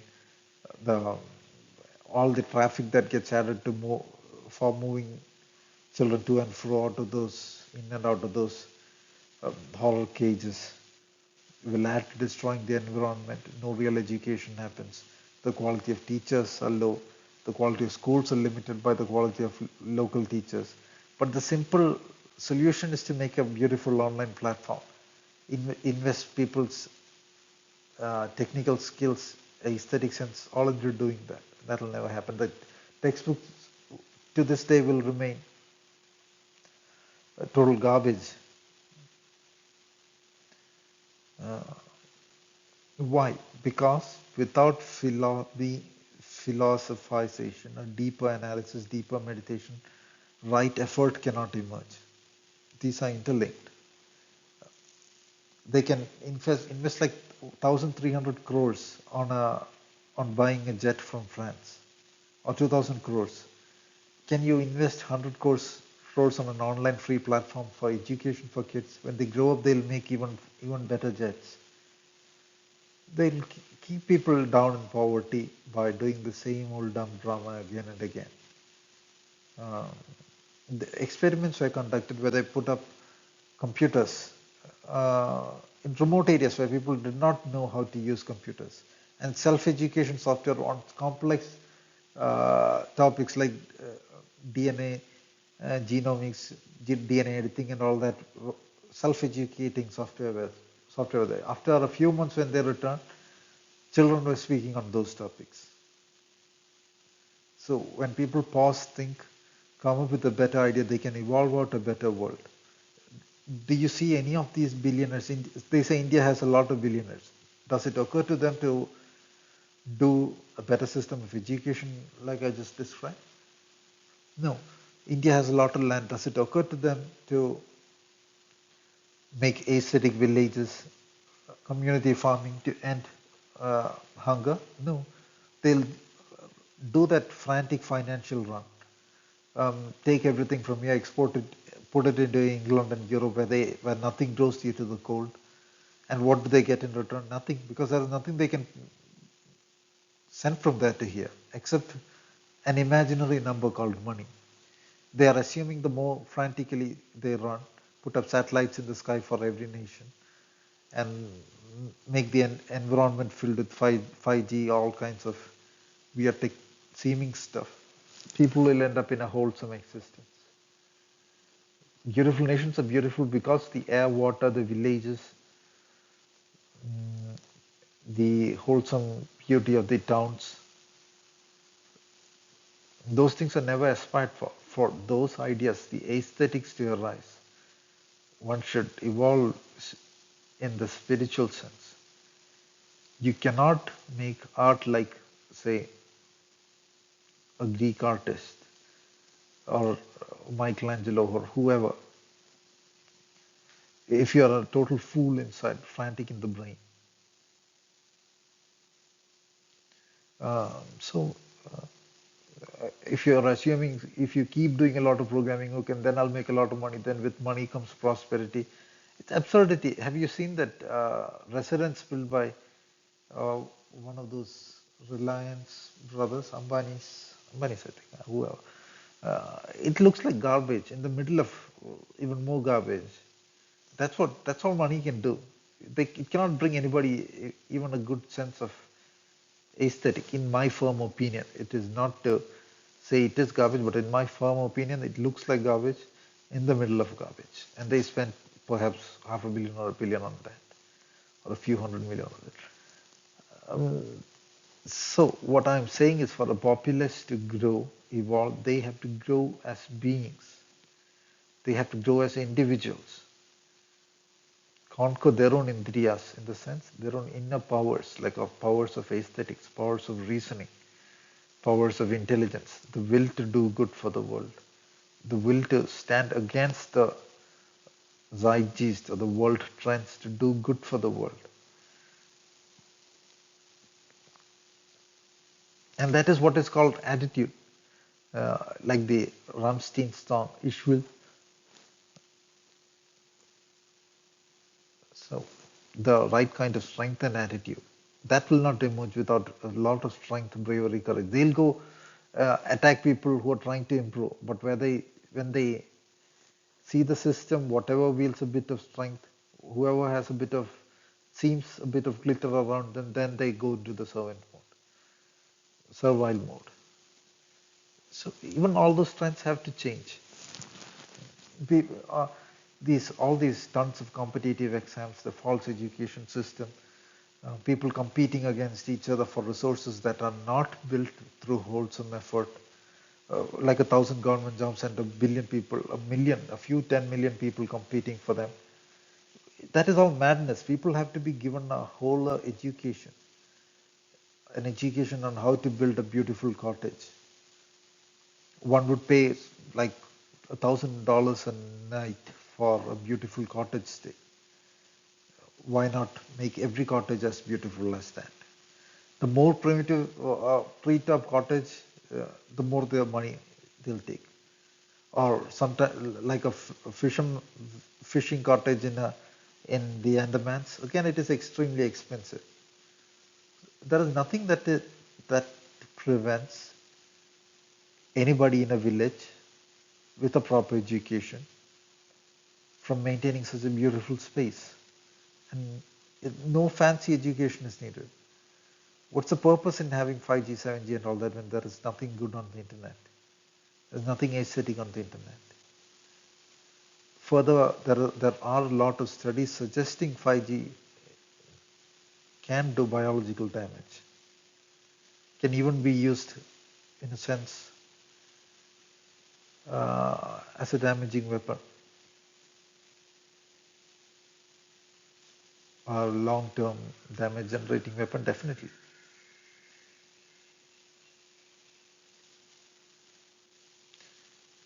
And beyond that, there is world beyond what we see, and it is possible to evolve into the greater experiences of reality. The other thing is people are in a perpetual hurry, thinking, I'll have to do these things, do that, achieve this. Very few achieve, very few are on the top. So out of a billion, a few achieve, out of a few billion, a few achieve the top, so-called top positions. Um, whether at the top or not, the point is to realize the work one does in own improvement is not for just one life. The natural awareness will emerge, which is why ancient warriors were hardly afraid to go to war. And when that awareness emerges, there is a greater ease. One is working for an improvement beyond growth beyond just one life. One is working to, like the task of Hercules. The ultimate goal is not to get into the storybooks. The task of Hercules completes and ends up among the gods, returning to the gods, to his position among the gods. The endeavor of study, endeavor of growth is targeted likewise to the greater goal. And the perfections attained do not disappear with one life. Some people like Mozart or somebody are born with those skills. You cannot explain it as a prodigy cannot be explained as the product of earlier actions in the same life. So even those skills stay.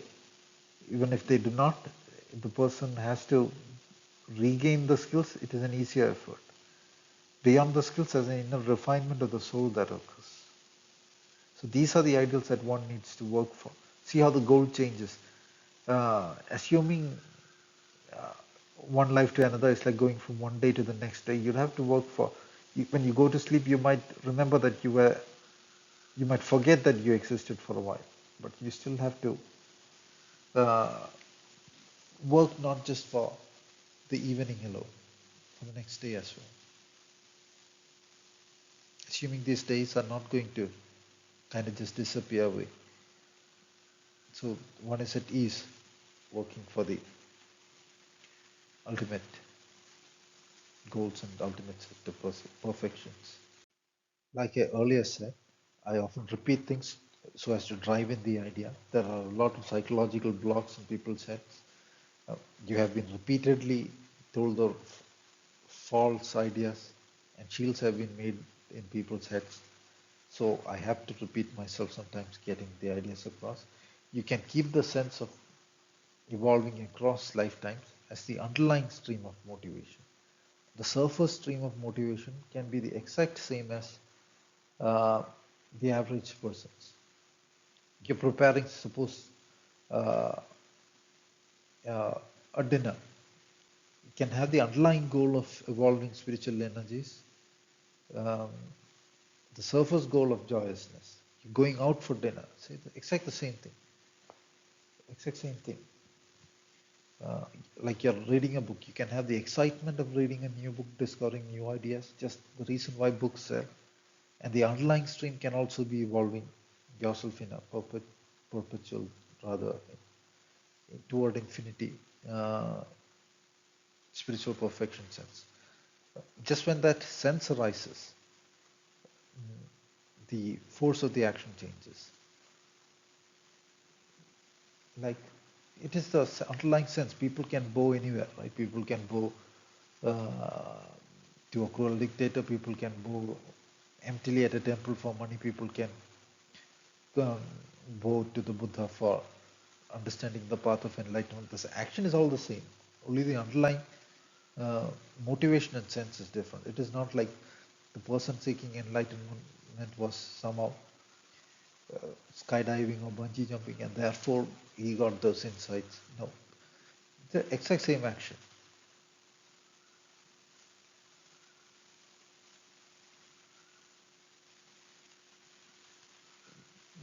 Bhaskaracharya understanding mathematics is just sitting in one place. It doesn't mean everybody sitting in one place is doing the same thing. The underlying inner motivation entirely changes the action. Again, I am not saying some kind of weird, fancy, ancient scripture has to be dug up and read. You can be learning the ideal way to structure a programming system, a software system. It is the same or similar to engaging the beauty of Euclid's elements or the theory of architecture, and that evokes a sense of inner discipline at a stage of life or a stage of progress, and engaging that in a deep sense, pondering the depths of the phenomenon, and results in the evolution of the soul, results in spiritual evolution, that is. At one point, that'll seem ridiculously useless and a waste of time. But that is because you've already engaged it and then gone into a higher um, form of development. Uh, Likewise, at one point, uh, when one is trying to understand mathematics, one is researching all those books on. I was doing that, trying reading bits and pieces of books on mathematical philosophy. Perhaps I'll try to read what Grassmann was saying. I searched around for a translation of the German work for a long time. Finally came across one. Started reading, then realized there is not much substance to it. Um, but that constant sense of seeking an adventure to it was there. It is not, my knowledge right now is not from Grassmann. Grassmann speaks of mathematics as thought understanding thought. I speak of it in a different way. It has to do with the underlying artifact and the awareness scanning across its n-dimensional layers and the operations involved in its absorption projection. When that is the phenomenon of thought. When Grassmann, at that stage, perhaps 2020, um, when I read Grassmann's insight, that seemed profound. That was beautiful. Grassmann was profoundly interested in the Vedas. He did a translation of the Vedas. He did the first dictionary on Rig Veda. Still the only dictionary on Rig Veda in German. And in fact, it is from Grassmann's book, the concept of linear algebra vectors, the revival of the axiomatic approach, perhaps even the notion of abstract analysis, all those things emerged. They did not acknowledge Grassmann in his lifetime. His first book, the publisher wrote to him that they trashed all those books because it was not selling. The mathematicians of that era were not able to get through the philosophical introduction of it. He was even kept away from a position of teaching in a higher institution by those mathematicians, I think. And his second volume, he made it more dull, dry, appealing to the mathematicians. It got more traction. Finally, he kind of was disillusioned by that space of brain-dead mathematicians, and he took to more deeper pursuits, translation of the Veda and things like that. Now, I'm not saying again Draftsman completely understood the Vedas. Again, that is an example. He sensed probably something deeper. He set himself to engage it. The first stage of meditation in the Buddhist literature, the first stage of jhana, look it up. There are 4 stages of jhana form. Involves vitarka vichara. Vitarka means to debate something, to think about something, express it in words. Vichara means to think about it. You have not entirely gone into being able to analyze that object directly, but you are engaging it directly, reading about it, thinking about it, perhaps trying to translate it even if you do not understand the language fully. Translating it by now understanding the language deeper, but yet not able to fully get into the deeper sense of the way in which it is to be accurately leveraged, which involves seeing the underlying of it and understanding it. So that is to speak of it in everyday terms. Again, the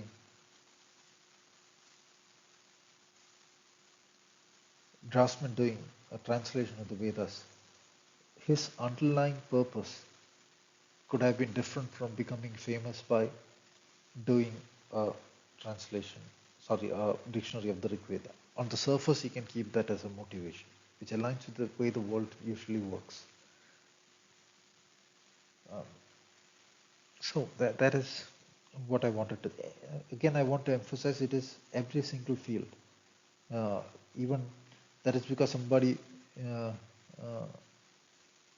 once asked me, like people are fed all these false theories, like they watch TV and assume everybody is hopping around every day diffusing nuclear bombs and stuff. What is the purpose of them having to make food every day, or that individual having to make food every day? Right. What is the other option? Skydiving all day. So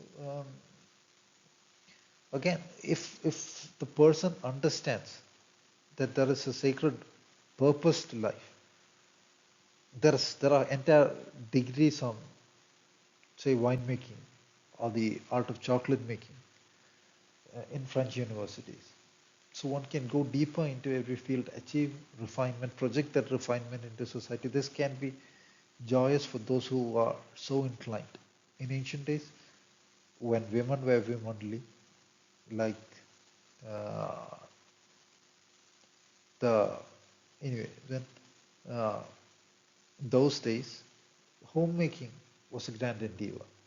Homemaking is not a simplistic idea, because the home is the place where people ought to transcend. Home, the Gita says, the youth,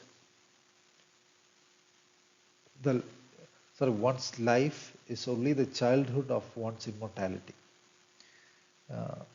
One's entire life is only the childhood of one's immortality. So where is one's immortal world, kingdom, future lives, everything getting built? It is the ritual one does in one's own living space, which is home.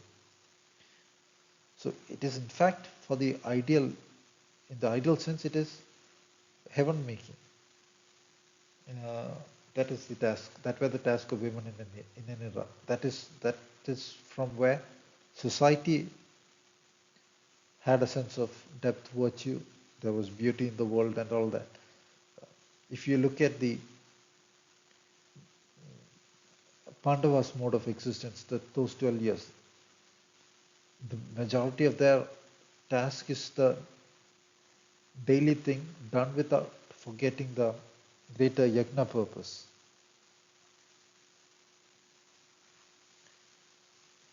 The daily action cannot be even in the palace. It cannot be that the king is hopping from the roof down every day on a trampoline all the time, and so therefore so happy, or whatever weird fancy action. The king undergoes the same ritual daily, over and over again, which is not different from eating, sleeping, and all that. And if the king does not have spiritual strength, For, for one, the term the king in an era referred to one who had the crown chakra evolved and therefore fit to guide. If that is not such a person, that ritual will throw the individual into extreme evil and debauchery, and it will be destroyed in no time. Such a thing cannot be thought of as a king because it cannot guide itself, let alone a kingdom. But in certain evolution to certain realms have demanded grander forms of the rituals. One cannot think of, say, King Solomon having 1,000 wives as anything negative, right? That was the form of the ritual King Solomon had to hold, even if assuming his ideal were a one-one romantic love. That was not what God demanded of Solomon at that point. Again, I'm just saying these things cannot be understood in a superficial, narrow sense.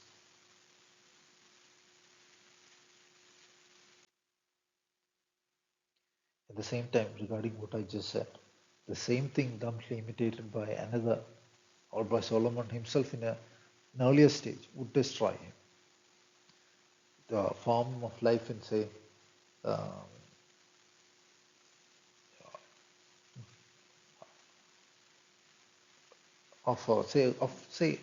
a warrior's form of existence in the war field. Somebody who does not have that prowess attempts to imitate it, that is immediate death.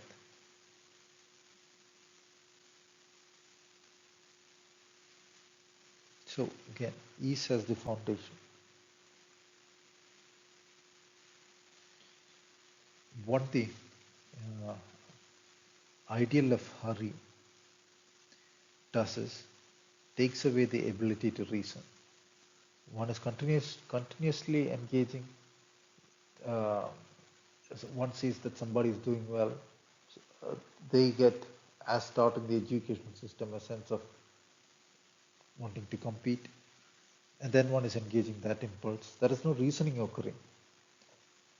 Or they'll get on social media, see a photograph with a filter on, and think the other person has an extremely good life.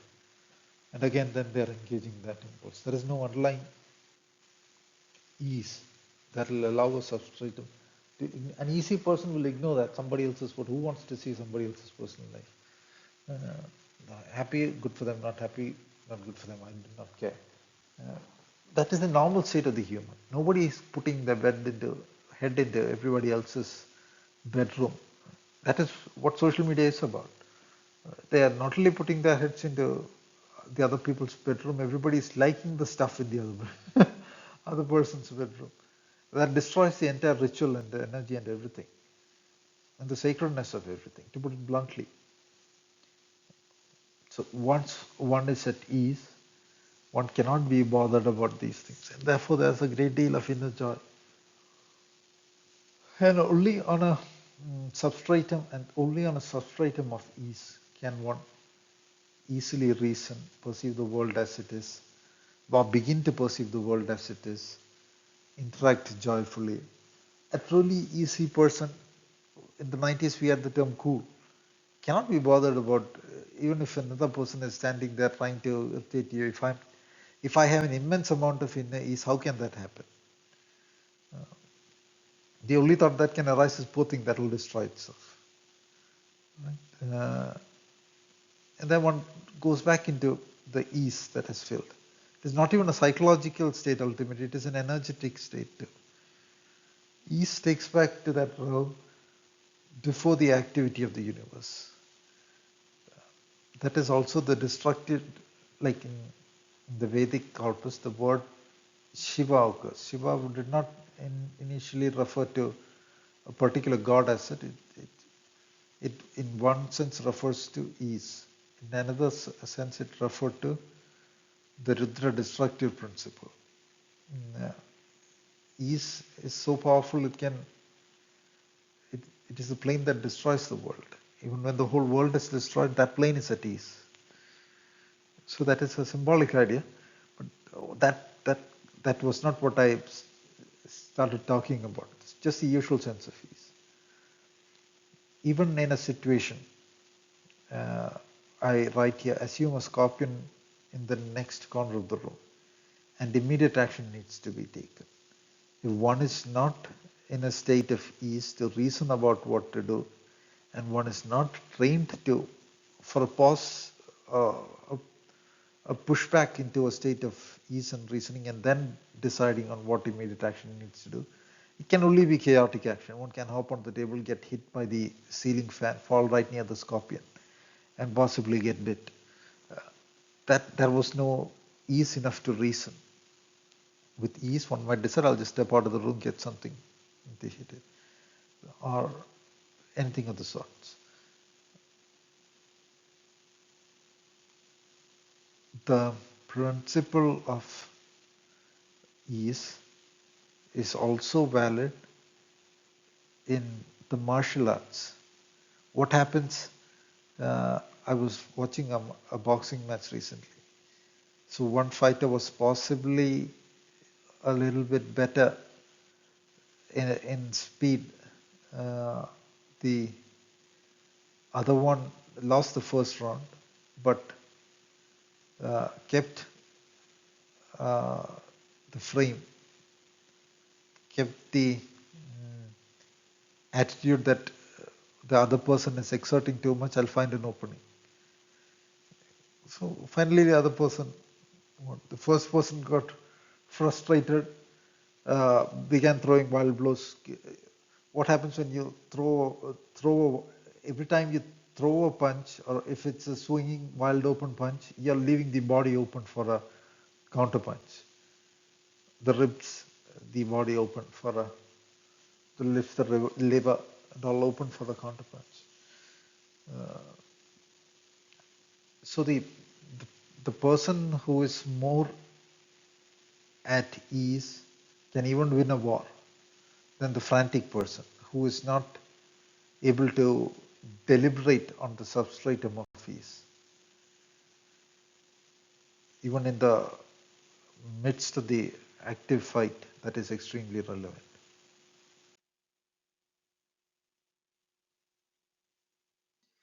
And because the experience one is seeking, what is one seeking when one assumes I'll work a lot, get like a 500,000 yearly salary and then spend my days in top hotel rooms. One is hoping to achieve ease.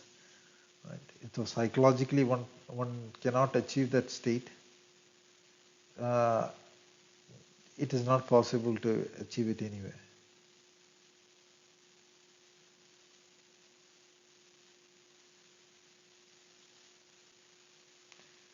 People get programmed out of ease by what they show in the movies. That, like the title of the movie, No Time to Die. Actually, the James Bond enterprise behind this thing is total garbage. A lot of these spies are just leased jobs. Right? Nobody can do the stuff James Bond does in the movies, like jumping around, jumping from bridges or whatever, running from 1,000 machine guns. It's all garbage. At the same time, in parallel, they are feeding in a particular kind of attitude which will destroy the individual, the family, destroy inner manly strengths.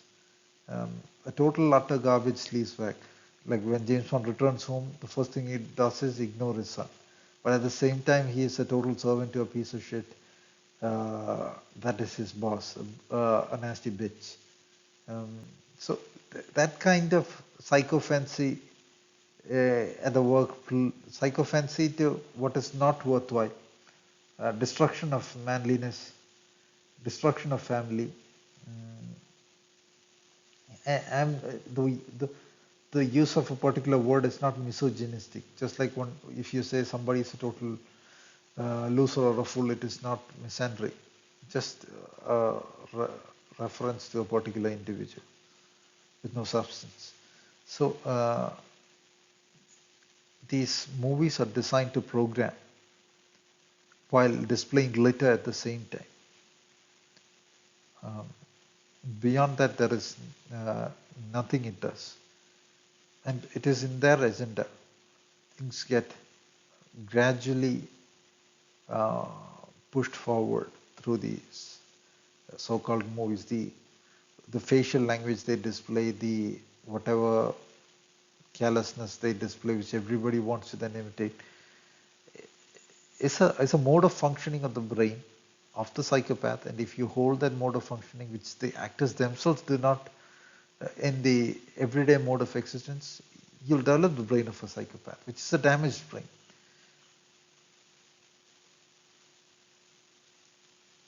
So to avoid that, one needs to get down from that fake wooden horse and begin to ponder, think on own, find that inner substratum of ease.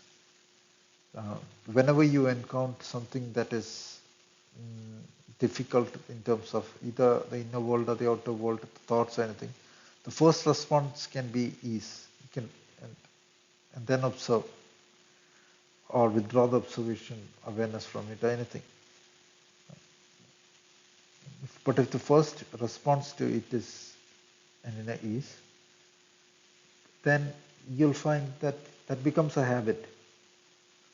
The Stoics, in their logic, found absolutely no reason to or purpose in worrying over a phenomenon. If a phenomenon that happened can be true, false, or not true, or not enough information to determine. In these three situations, panic does not do anything.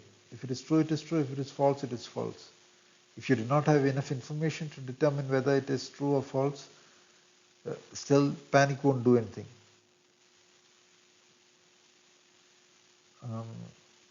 So in the Stoic sense, the inner response can always be stillness. But in what I'm discussing here, it can be an ease which is leaned into or reposed into its own easy sense of joyousness. So psychologically, it might seem to people that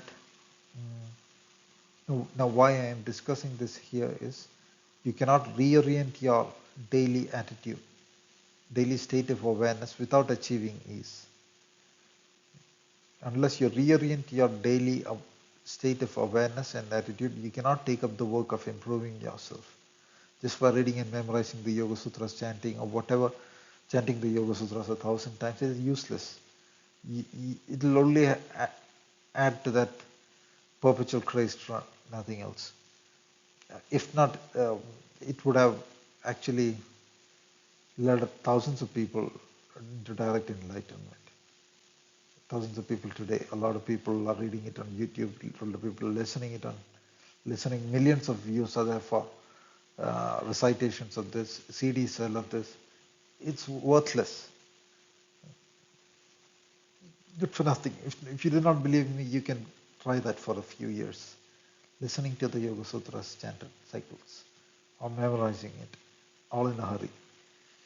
It will not serve any purpose. One has to really achieve the sense of ease, redirect the purpose of one's actions, be able to think about the world in a deeper sense, be able to think about the own life in a deeper sense. Usually the mode of thinking I have seen among Indians is, oh no, wow, how can I think about spirituality, everything is. The lower you go into the segment of society, the more that kind of thinking. And also, the higher into the segment of society, it's a different kind of thinking, which is again another kind of worthless thinking based on show off and everything. They get into a panic mode, thinking if spiritual, no money, spirituality is a waste of time, blah blah blah blah. That blah blah blah blah blah blah blah is so fast you cannot reason with them. In the highest stratum of Indian society, they talk like if they see your location as Sweden, they'll ask, I am not in Sweden, I'm just saying, are you based in Sweden, as if you are a whole industry. And that is the way they derive worth. And this is a normal talk, as if people wanting to form friendship or dating or that realm of talk. It is when that realm of talk is like a factory industry wasteland, it's useless. That person cannot be kept a mile near oneself if one wants to have ease, joy, peace of mind. a good life. So Cicero in around 45 BC, uh, the Romans were thought of as barbarians by the Greeks because they were not so philosophically deep or developed. In the sense, in a way, they had a point. They never reached the glory of the Greeks in their philosophical undertakings. So Cicero attempts to kind of summarize some of the Stoic views. I do not think of that as a very successful endeavor, but Cicero is kind of up in the head about what he's doing. Anyway, in Tusculan Disputations, Cicero, drawing from Greek philosophy, takes up the idea of if it is good to have anger in war for a warrior, and then arrives at the conclusion that it is not, because the warriors are described as fighting with a smile, smirk, and all, even in the middle of a grand war. Even in Mahabharata, it is like that. The wrath principle wielded by the warrior uh, is a different idea. It is not a emotional frenzy. An emotionally frenzied individual uh, wielding a baton is not a Mahabharata warrior wielding an element of the universal wrath. Vyasa describes it as Arjuna appeared like the pralaya, which dissolution of the universe, and the sky was filled with arrows. Or Bhishma appeared like the shining like 1,000 suns, filled with wrath. Though that wrath being projected is the universal wrath, which is different. The Bible might speak of the seven vials of wrath and all that, which is not the human idea of some chaotic brain activity. Uh, the warriors in the war mode get into an almost fearless divine flow state in the middle of the war. Very often that happens when bullets are flying all around. Nobody uh, is seen trembling. Uh, right in the middle of bombings, soldiers are in a trench, bullets are flying by. There is another spirit that takes over, and even fear can disappear because an underlying wisdom appears, that wisdom or sense or direct awareness appears that there is beyond this world and there is nothing being lost in this mode of war. Otherwise, why would anybody join the army? If the joy of that was not aspired to, if the joy of that was not dreamt of, the joy of war was not dreamt of, why would anybody go and join the army? Even that joy occurs on a plane of inner ease and calm. It is not fantasy. Um, uh, likewise, a boxing champion in the ring is in a flow state, in an inner ease. Muhammad Ali, there's a video in which Muhammad Ali avoids like a dozen punches in a row while putting his hands on the ring. He is in a ease state, joy state, while that rumble in the jungle, Joe Foreman versus, or one of those people, there were two other, those Joe Foreman, I don't know, I forgot the names. One in which Muhammad Ali was leaning back on the ropes and taking all the punches. He was still at ease, making fun of uh, the opponent, irritating, angering the opponent, finally exhausting the opponent, and then uh, landing the hit that won the match, that destroyed the opponent at that point. And from there on, it was Muhammad Ali who was in the dominant position. So all these arts can play out only in ease. A scientist is different from an average person studying a science textbook in a frantic hurry, in that he takes a lot of time of ease pondering about it deeply. That is the only difference. A champion, world champion in chess is a world champion in chess because the game of chess is the greatest ease he knows. Likewise, poet, a musician, a chef, uh, anybody in any field, a mathematician,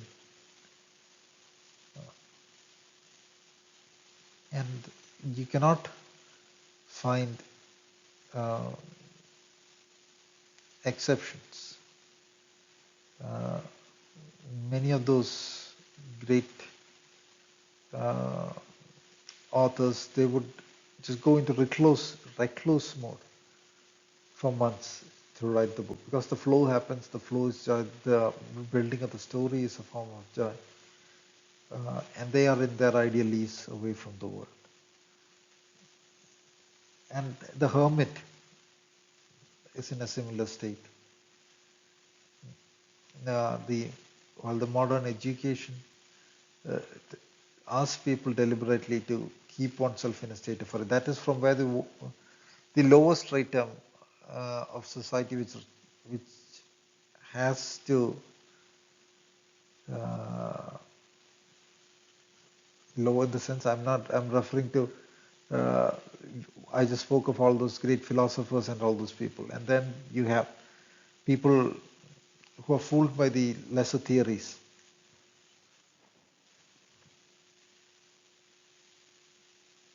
So one has to ponder how to abandon that fantasy and achieve a state of inner peace.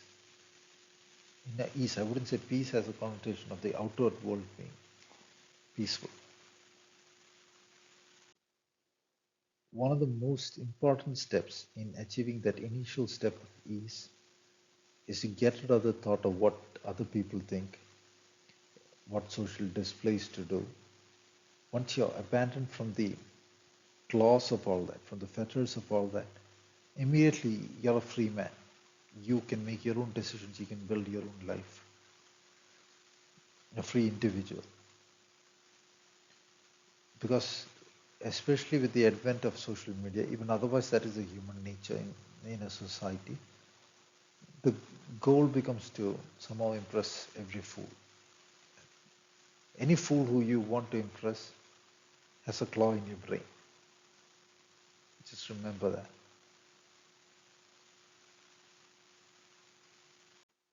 So studies are right now turning up, uh, bringing out the fact that social media is only adding to depression in the overall sense. Like this particular study says from NIH.gov, they are self-reporting a 70% increase in depressive symptoms, um, the social media users.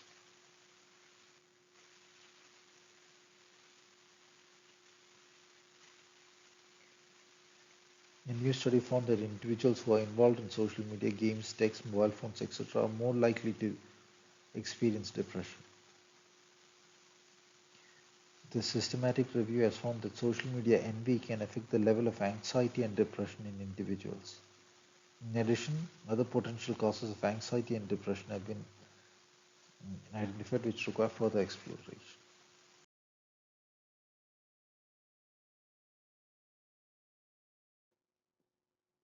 People fall into that perpetual impress the world psychosis.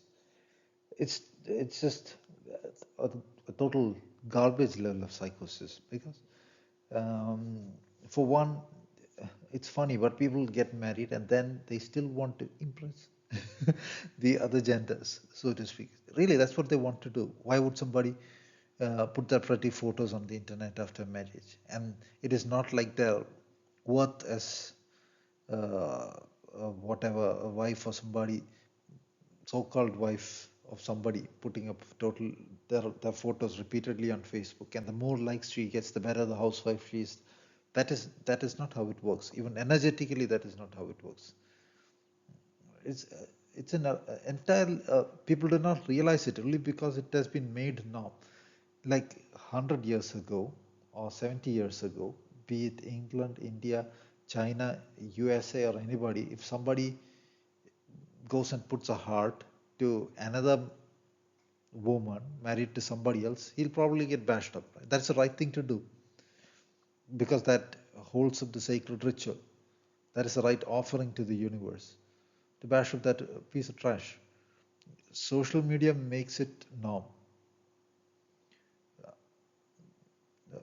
It is entirely, see, the marriage has the purpose of building the spine.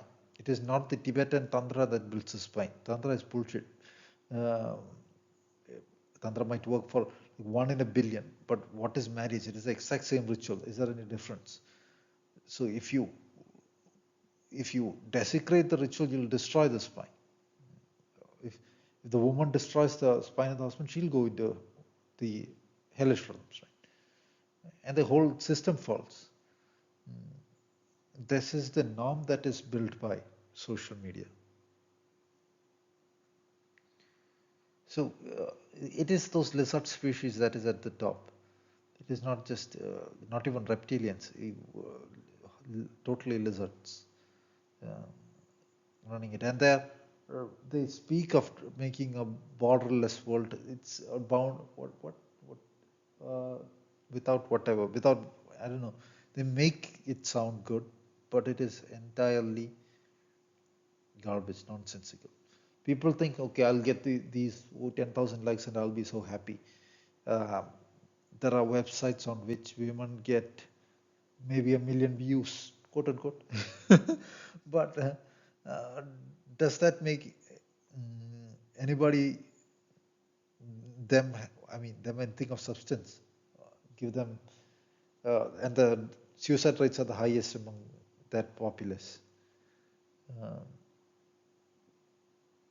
Like the previous study said, people who are involved in image management, that is making their images look better and better, are the most depressed. Again, everything, it is not like in the real world it is matter, but when it gets into social media, it is imaginary. It is the same entity that is projecting the will of putting oneself out there. We just said there is no such thing as atomic things. So the will is what?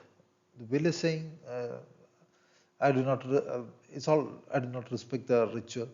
I do not want to grow. I just want to be blah, displaying how happy I am. So that weakens both genders. Think of 2 generations ago,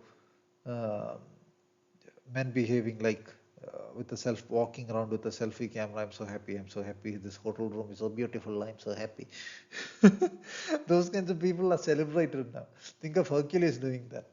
Run, like spending a few $100 on a hotel room, and I got so happy seeing this room. See everybody. That's a total pitch. So the men by the social media ideals have been pushed into a womanly bitchy state of display, and the women have been pushed into a virtueless bitchy state of display again, which then makes no society. What is the purpose of anybody's marriage if their wife is on the street wall photos? So that is, and social media is not used in the most sacred of settings by people, right? People use it whenever they take a break, so to speak. So the inherent fact that the human form is sacred, all those ideas get lost. And I am speaking about this right now because people would listen to like 2 hours of me talking bored, staying up late at night, only because joys have disappeared in the world virtually. People are seeking meaning and they do not understand where it is disappearing and by what mechanics it is being stolen. So that desire to display is associated with the low kind of women, and in ancient days, not just the low kind of women, like the Emperor Commodus wanted to get into the gladiator stage and make a display of himself. So he was thought a low kind of a person by the people of that, because he, in the notion, in the view of the Romans, then he was prostituting his body to entertain the masses, and that is no emperor. If he were engaging the sacred ritual of fighting the barbarians there, as per the principles of war, then he is engaging the sacred ritual. He would, like you see in the Gladiator movie, perhaps weaken them by stabs or anything. They were never allowed to score a victory. Then he fell into greater and greater cruelties. He was said to club disabled people to death, pretending they are giants, uh, and all that. That is already, there's a level of substancelessness, and the mechanics drive it into the mechanics of the display existence. Destroy whatever substance is there, and soon the person turns either empty or evil. The ideal of finally it has become that the actors are the ideal. While even the 90s, that idea had not become so deeply engraved in real life. Like in the 90s, nobody would say uh, that their ideal wife is a supermodel. Nobody would say that. The MLTR song goes, "I'm not an actor of love." Uh, so, asterisk and the actress. The actress is a troublemaker in that particular story. Asterix even ends up uh, bashing her, hitting, sort of in the literal sense. Um, so mm, that they can do damage through displays, through fakeness, through emptiness, through make-believe lies, uh, was kind of known, understood logically. Today, people are given those utterly base ideals covered in glitter by showing it on TV to follow. The movies have come, perhaps except for maybe a top few movies, everything else on the display stage is turning increasingly more and more garbage. Even the whole YouTube has gone down into garbage content because everybody is putting up anything they want up there. I am not arguing against the freedom of expression, but saying that what one consumes in terms of input should have a quality. The Greeks would fill their society with the forms of gods and all that. It was understood that when people filled the society with such grand forms, the forms of the humans change. The forms of the people taking birth in such a society become grander, more aligned to that. Uh, and whatever visual input one has has an impact on one's inner evolution, one's inner psychological state. I'm not just bringing things down to some kind of appearance thing. There have been great monks and all who are not actually the prettiest people. Um, what I'm saying is Socrates was no super pretty individual. What I am implying is the inner aesthetics too, the quality of thoughts one has is dependent on definitely the kind of media one seeks for input at least. A philosophical mind wants to ponder more deep philosophical things. Uh, in an ideal state, one wants interactions of depth, meaning joy. When people cannot find it among humans, because humans have been programmed out of it through all kinds of false theories, then people go for, like you see those strong independent women, what do they end up with? Like so-called strong independent, a dozen cats. Again, they have to serve something finally. Right? They begin to think of those cats as their family.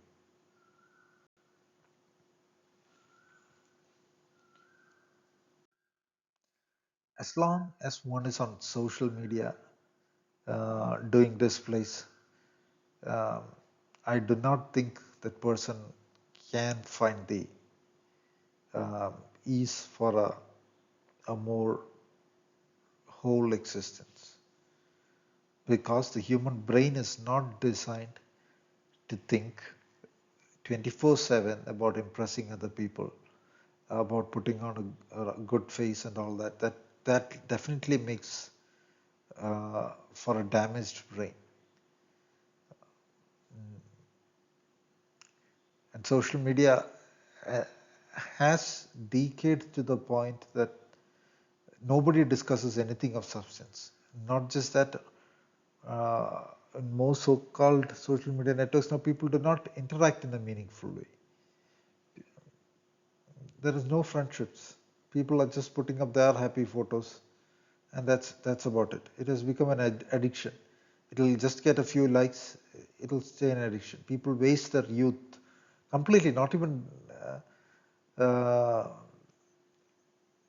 finding an ideal partner to get married or anything. Just putting up social media photos, likes. That's it. Happy.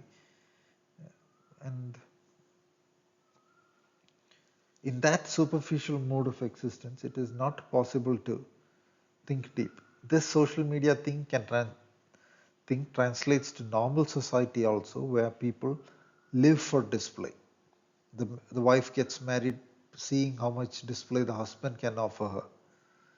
This is the job title, this is the, she got married to this particular husband. Good luck, thinking that thing will support you in any grand endeavor. Or if the other way around, the wife gets married to somebody seeing a lot of money, and if the woman wants to find a place where she can evolve herself, engage in a life of substance, that is not going to happen uh, in an environment entirely built on vanity.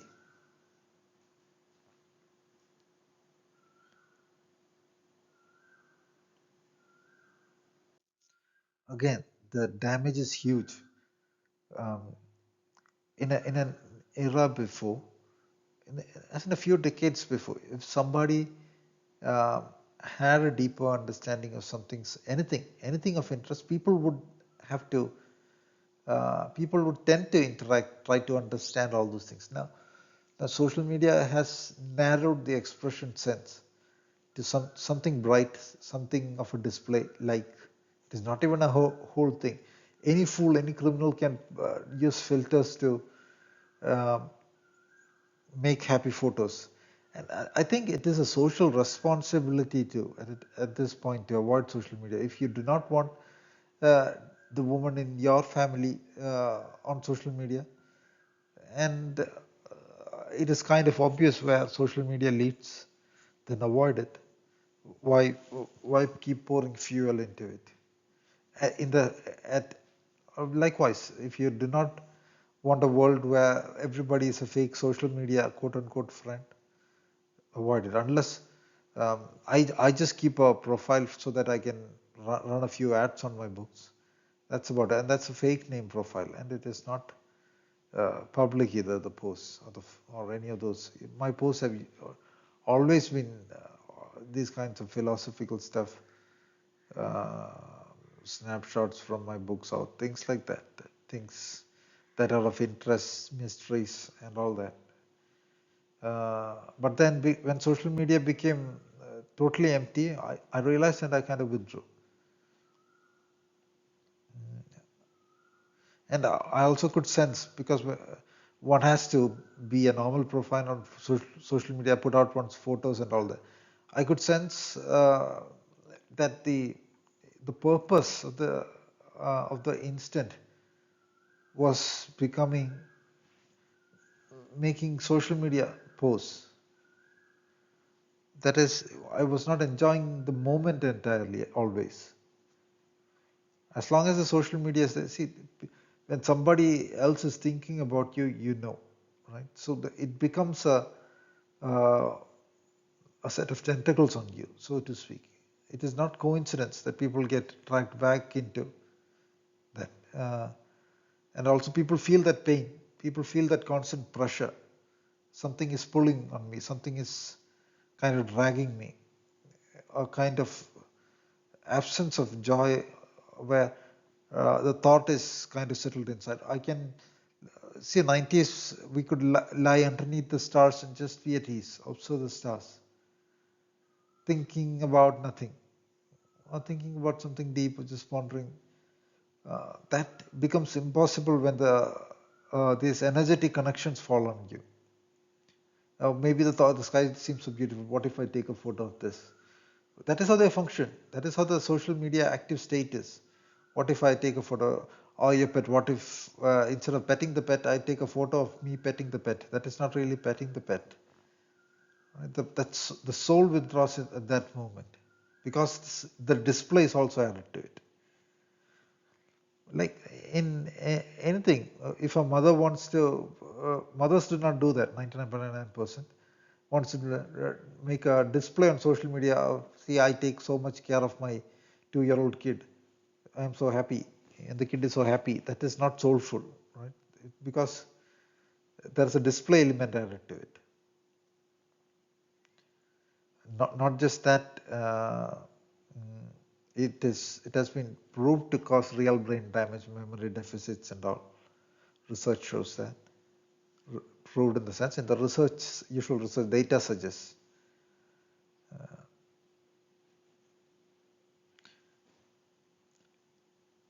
Another thing is this hypersensitivity. It is see, this particular research says the findings suggest that children who grow up checking social media more often are becoming hypersensitive to feedback from their peers because they have not learned how to shut their fields. Right now, have you noticed people get offended at everything?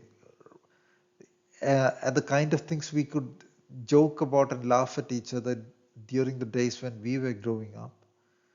Because our fields were strong, energy was so strong. The things people say could be thwarted like it was nothing, just swatted out like nothing and laughed out. And there was no insult element intended often. Nobody wanted to insult or hurt anybody.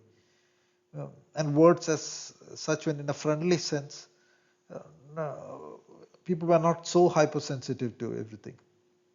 This hypersensitivity has set in the social media age because the field has been continually been eroded from a young age. And the machines invisible to the human eye play a part in that. Social media is part of the alien network falling into Earth, which involves DNA editing, AI, brain implants, which is the narrow set of technologies that are evolving out of now. There are no hovercrafts even, there is no flying bike even that is getting out. Because they do not want humans to have joys. They want humans to pour their energies into the machine, weaken themselves, get dragged on. Once that vanity psychology gets in, display, that person is not a good friend to anybody. You cannot sit and have an evening conversation with such a person, an easy talk.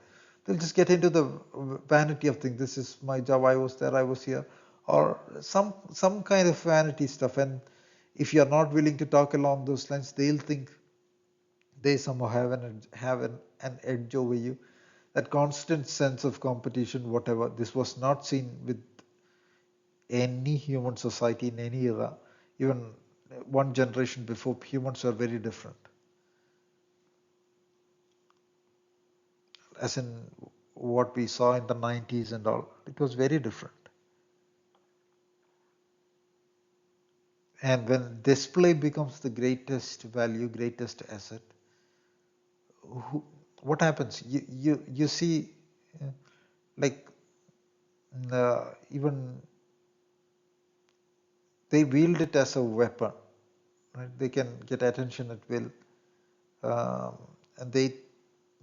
and foolish people who attempt to stick on in such fields, they destroy themselves. There have been very tragic cases of celebrity relationships, the details of which I do not want to get into.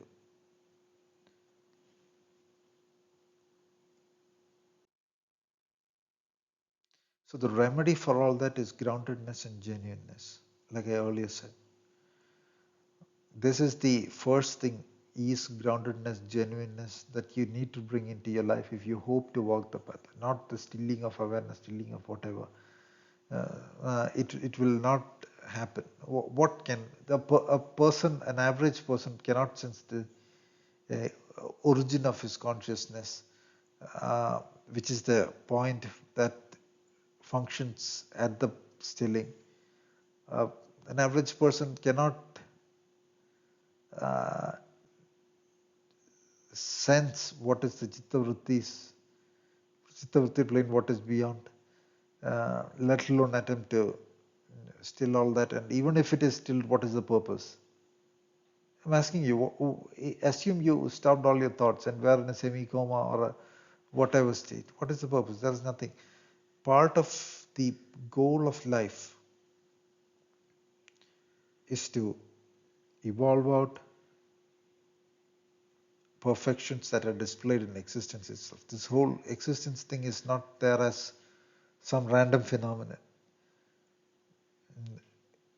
Yudhishthira was enjoined to take up the action of building the kingdom, because if nothing mattered and he could just meditate and get out of the universe, that he would be the first person to do that. He suggests that course of action many times after the war itself. Everybody, including Vyasa, Lord Krishna, all those great personalities advise against that, including Arjuna. Says that is emergent from a wrong understanding. Even in the Buddhist traditions, they speak of generating perfections across lifetimes. They speak of a set of perfections, and there are other perfections as well, which are not on their list, so to speak. The perfection of a warrior is one such uh, perfection. If there is a perfection of giving, there is a perfection of not giving.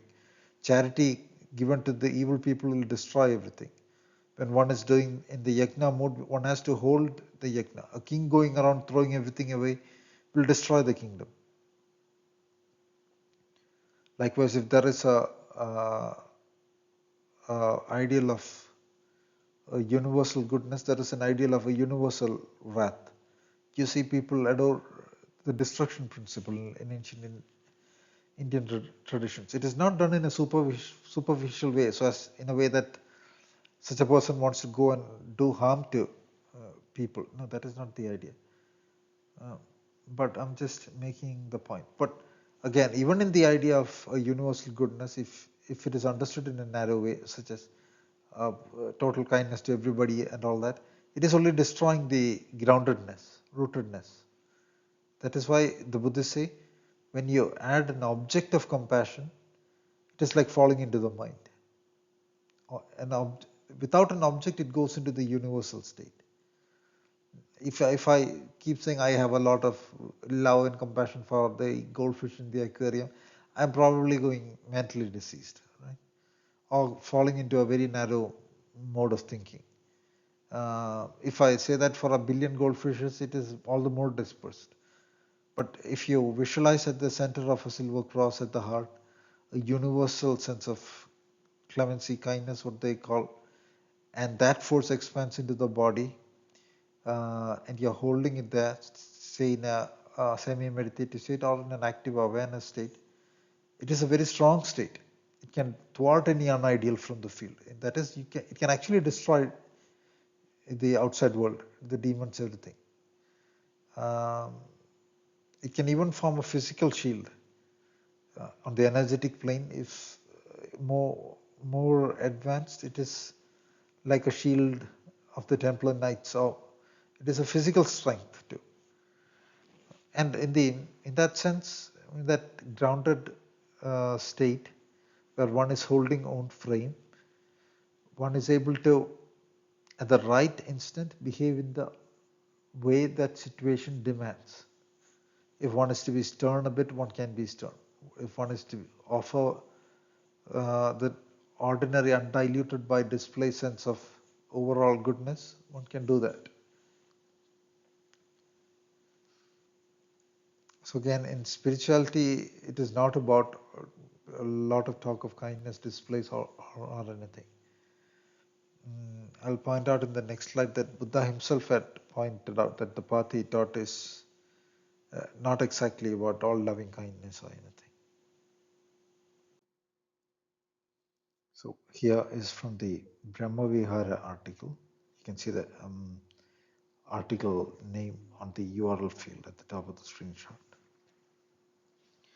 A quote from the original Buddhist series of texts, which says that practice, namely the mere cultivation of love and so forth, according to the fourfold instructions, is conducive not to turning away, not to dispassion, not to quietening, not to cessation, not to direct knowledge, not to enlightenment, not to nirvana, but only to rebirth in the world of Brahma. That is the Buddha saying. While the popular idea is Buddhism is about a display, again the display ideal comes of kindness, behaving in a particular way, all lovey-dovey to everybody, and the monks who are gaining fame, who rest on fame, a lot of them can be fake ones, rest on making a display of the faults, because that's what the TV can project. A real monk might be in a cave doing his practice in a very intense way. A monk should have an intense focus, not a focus on making displays. So unlike what people who want to impress the masses say, the Buddhist path was not about being all lovey-dovey, or even Gautama Buddha did not oppose rituals. Like there is a particular text, again in this Three Baskets, the core doctrine of early Buddhism, the recordings which they say they are of Buddha's words. So I do not remember the exact context. A town or village is in some kind of apparent danger. I do not remember whether it is war, weather, or climate, or whatever. So this person goes to the Buddha and asks if they are safe. Or perhaps in another context, Buddha replies, I am not reading it out, but from my memory and what impression I had from reading, as long as they attend to their gods, they do their rituals, the family is strong, the businessmen trade well, nothing bad will befall them. So Buddha had spoken of principles for monks. For society, it is a different principle. For those in society, it is definitely a different set of principles. And of course, uh, even in that era, like an author points out, Buddha's teaching on sati, observation, was applied by a king to correct his eating habits and thus get rid of gaining weight. And that was a good thing. Uh, Buddha himself uh, asked that king to keep that observer state. And the king continues about, king is grateful, and king also continues about his other activities, including warfare. So the core idea of the Buddhist teachings was also a focused, intense effort leading to that direct knowledge ability, the indriya of samadhi and the indriya of vipassana. Those two strengths, which kind of can be thought of as strengths emerging from the absolute and vanquished in that sense, so to speak, and wielded. They speak of samadhi as an indriya, an ability, a strength. And Buddha further says, my practice is conducive to complete turning away from the outer sense, as I understand. That's what I understand. Uh, what we just said, the world cycle scan awareness alone. Going beyond that, dispassion, cessation, quieting, direct knowledge. Direct knowledge stands out in our discussion. Enlightenment and nirvana, specifically the eightfold noble path.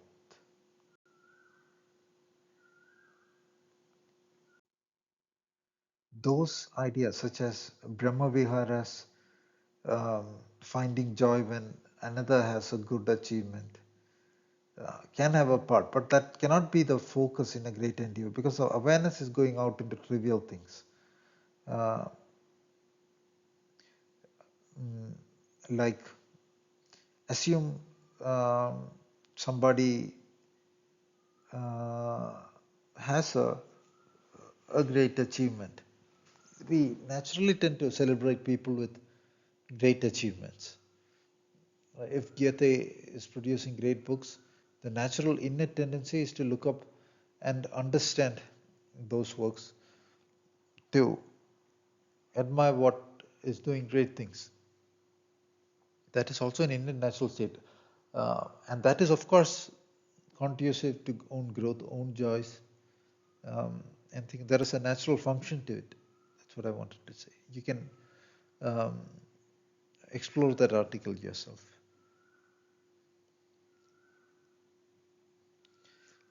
Again, what is sought is not generally some kind of weird, fanciful states of the mind.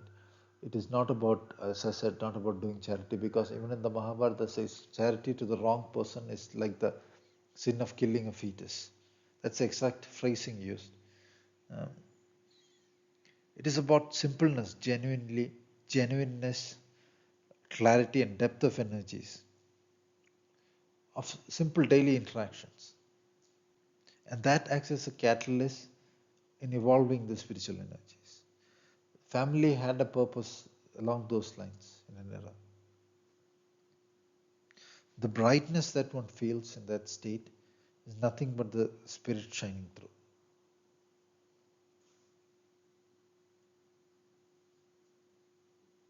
One can focus on that brightness, in fact, as an object of meditation. Meaning, see, a joy leading to greater joys. All wholesome activities, from gardening. I'm mentioning gardening because I was just listening to some talk on YouTube a few days ago, where the individual there says it has been found to heal the narcissistic personality disorder, or the psychopathic thing, brain damage, or something of the sorts. It can regenerate the brain, so to speak. It was one of those activities um, that was found. People have been pushed into more or the lesser state of NPD, narcissistic personality disorder, which is an extremely sad state. They do not know how to express uh, a whole function of an emotion. The psychologist will have to tell them, um, if the assume they are in some kind of a relationship, the partner takes sends a happy text, they cannot respond. They do not know what to do. The psychologist have to tell them, write a response like this. This occurs uh, definitely in social media usage, because everybody is feeding some person some false pride, false prestige, and people of actual worth are avoiding that platform. So the person getting fed this false thing gets all up in the head, thinks, and they do not have to respond in a humble way to anything. In the real life, if somebody appreciates you, um, you'll have a level of modesty in return. Uh, but on social media, it can go from strutting to even more strutting and even more strutting till the plot is lost. So, which then in the long run is brain damage. Socially, the society as a whole is suffering from that level of brain damage, which is why normal interactions have died out. If you noticed after the COVID vaccines too, again there is a big, huge function of change, because the collective DNA has been edited into what aligns more with the agenda of the reptiles and the parasites. And then they can set up machines which send forth waves, which continuously project waves aligned with a particular state of mind, particular kinds of thoughts, all of those things. Wholesome activities can be anything from having a pet dog to an aquarium, uh, having friends who are interested in deeper topics of discussion, like once a week or twice a week. meet in person, uh, discuss a book on Zen or whatever. The usual mode of in 90s, people had to talk to each other for finding an entertainment rather than get on social media. So reviving that is a very powerful ritual, an extremely powerful ritual, I would tell you, because it in this world, like the value of value of diamond is based on how rare it is. So that kind of energy becomes an extremely powerful transformative force in this world. But I'm not talking about fancy online groups where you pay money, then people from here and there talk about and nobody knows anything and everybody's again focused on display. I'm not talking about that. Just the simple evening talks that people used to have. That kind of environment. And for that to happen, people have to abandon that display focus inside that social media has given them. In that natural state, when people talk, uh, people as of now think in terms of three. It is just frequencies going from one point to the other, then the frequencies are activated. Now, what is happening is the soul planes are moved. Like the poets used to write, Goethe used to write, two lovers in a cottage is like a glorious sight for even the gods. So there is more to the action and more forces that are brought down to earth from what is soulful, good interaction of a virtuous nature. With the visual media thing, a small talk is nothing, right? You're just sitting there and talking. But if you're uh, uh, jumping from a whatever mountaintop to diffuse a nuke, or jumping from a jet to diffuse a nuke, that is an epic action. Who does that? Nobody has done that in the history of the planet. Nobody has diffused a nuke by jumping from a plane. Anyway, so some total retards. They themselves are narcissistic. Their only source of worth is generating these fake displays. And we have had enough of that. At some point, you have to say, no, I'm not going to get fooled. You can do all your displays. Now my fucking business. That attitude has to rise first. Um, when one's testosterone levels are high, one is at ease. A high testosterone individual is not like what they show in the movies, running around uh, barking at people, screaming. That's a womanly state. That's a screeching woman, panicking over everything. Uh, that's a screeching woman, or somebody who is for the first time experiencing a peak of testosterone or some drug. A high value person, a high testosterone individual is kind of rooted. Uh, they are not cold, cruel, or anything. Likewise, a woman who has womanly hormones is at ease, rooted. She's not running around displaying, trying to gather attention. Can you like my photo, quote unquote? That kind of attitude is not there. Yeah, because it is the the right hormones in the right in that body brings a sense of ease, a pleasure sense. So the outward gathering of attention is probably not there. They, if you look at good women, they tend to thwart outward attention. They do not like random their photos being put in random places, nothing of the sorts, and that is normal. Nobody uh, think of just 2 generations ago when men were taught to act like men. Uh, if those people in that era, there was a person who derived worth by putting on sunshades and uh, putting up a post and having having own photos everywhere in the village or town, that would be thought of as a ridiculous fool, right? Who would respect such a person? What kind of man wants his photos everywhere with sunshades on? Sunshades were invented by the reptiles to hide their vertical slit, probably. People have, there was no other reason because people have lived without it for a long, long time. Yeah. Again, it is just imitation psychosis. At this point, I do not have a problem with people doing any of that. Why I'm saying is, at this point, the world seems to spiral. People want to hear some things. That's what I noticed when I put up a first few talks. I did those talks because I myself was bored here. Here in this place, people seem to be dumber than usual. Another place, it won't be so. So I thought of talking. So when I talked, I realized people want to, there are people want to understand. Everywhere, societies have turned dull. So people want to understand what is going wrong, and there is no tonic or medicine that can be uh, given without addressing the underlying health issues. So I am just discussing the underlying health issues that is affecting the individual and that is affecting the society. And by remedying those underlying issues, one can get into a state of ease from where one can begin to develop a direct awareness of what the day is to be spent for. And from there, one can hope to grow. There's a lot of growth to happen. It is not like you pray, pray, pray, go get moksha, or meditate, meditate, meditate, get moksha. No, that is not the idea. Your one is to develop a set of perfections. You can say if you have no perfections, God does not want you up there, probably.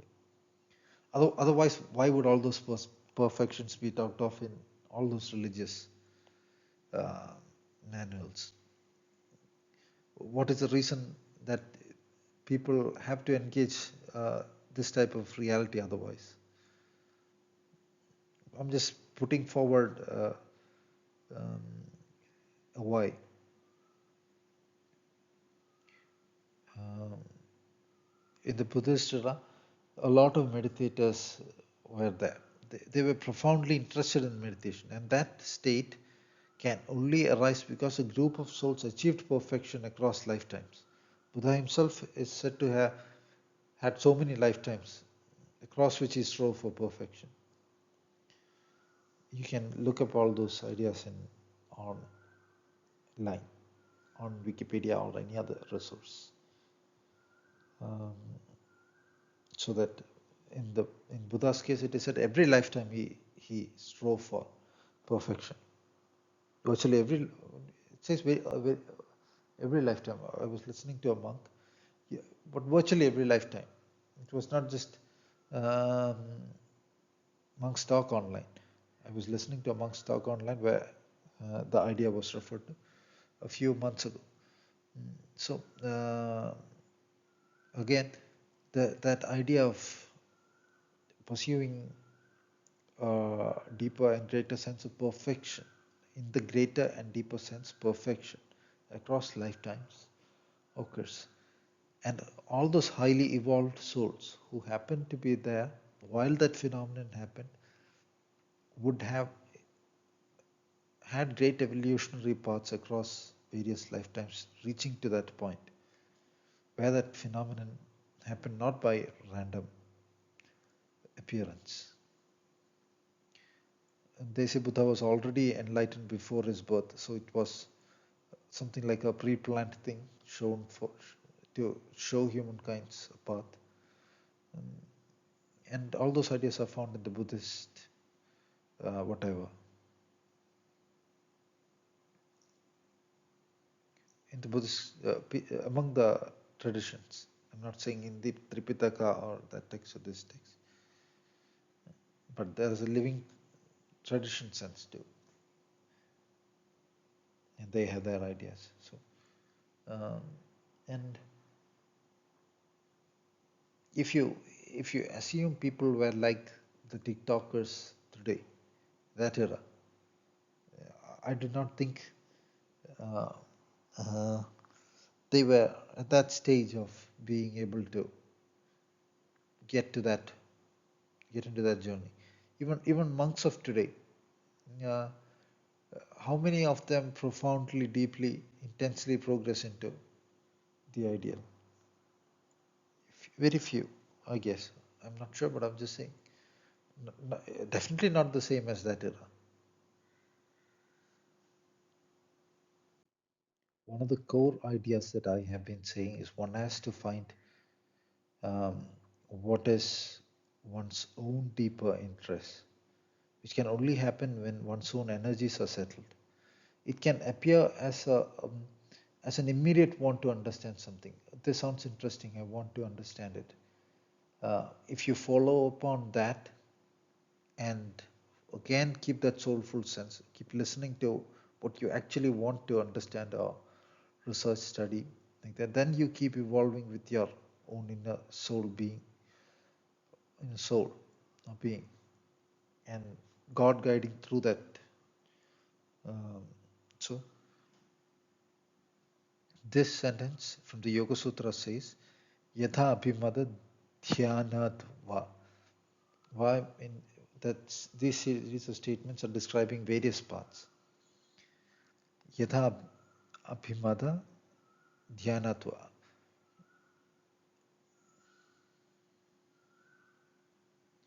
I have given the Vyasa commentary also here.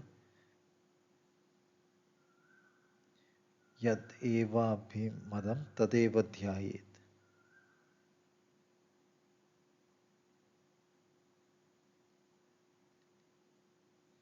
Tatra labdha sthitigam anyatrapi sthidipadam labdha iti. It says, whatever that inner soulful sense leads to. Inner soulful sense is a joy sense. That is to be pondered. And the stability, sthitipada, arising from there, would also act in other situations as well. That is just a vague way of expressing it, but in the context that we are discussing, that is very much applicable. Children these days are programmed into tracks that they wouldn't otherwise go unless pushed by parents. And so the entire joy of education goes in the first place. Then the entire joy of working, entire joy of working in a field that interests oneself, entire joy of life, everything disappears. But instead, if that deeper, profounder joy principle, I'm not talking about the superficial happy idea, if that is listened to and people learn to attend to it, dhyana has the meaning of meditate on it, but it also has the intent of serving it. I take the example of Beethoven. He was serving his own joy in the deeper sense, not in the superficial sense. And that is a path leading to perfection. This is not the only place where this idea appears. It is the core idea in a very core text of an ancient tradition. I'll describe it in the next slide. Again, from this, it is from the reptilian training. The idea happens that children need to be punished. In the I do not know if there are those kinds of people who do not understand reason. Even most people find they do not have to punish their dogs. Dogs understand things if you explain to them. 90%. Only rare cases you have to just kind of put your foot down. But still, again, it can be in a friendly sense, not in a overtly cruel, completely distorting its purpose and path sense. Families behave as if the entire worth of a child is in somehow gathering glamour for the family, especially in the East. In the West, I do not know, you hardly, in some nations it is 90% divorce rates now. So where is the family? USA 50%, like it's like jumping from a plane and 50% chance you'll get killed. Why would anybody want to jump from a plane? I do not. Those with soul depth do not fancy building and destroying a sacred ritual. So anyway, unless that the deeper ideals of the children are served, unless the child is taught about offering respect to the deeper ideals through what the child sees in the family, and unless uh, the child is taught to demand respect for following the deeper ideals, it will become what? A slave working in fear. Right? Like the Greek definition of a slave was not somebody in chains, but somebody who has to do what he actually does not want to do. The only way to progress is a society that is attending to its own growth at every point of growth, which is the individual. The Chinese text, The Great Learning, says it is everybody from the emperor down to the average everyday individual, down to the individual, has to attend to cultivation of their body selves, own self, and thereby fix their family. And fixing the family, the cities would be fixed. Fixing the cities or towns or whatever. And from there, the states would be ordered, and then the kingdom would be ordered. It cannot be that you can go and pour water on the leaves. As of now, what is happening is everybody wants the government to bring out some policy, and the policy will bring in a lot of money. And when money comes, everybody is going to get prosperous, and then it's going to be all happy. Whichever place the money came, the people became absolute horror shows.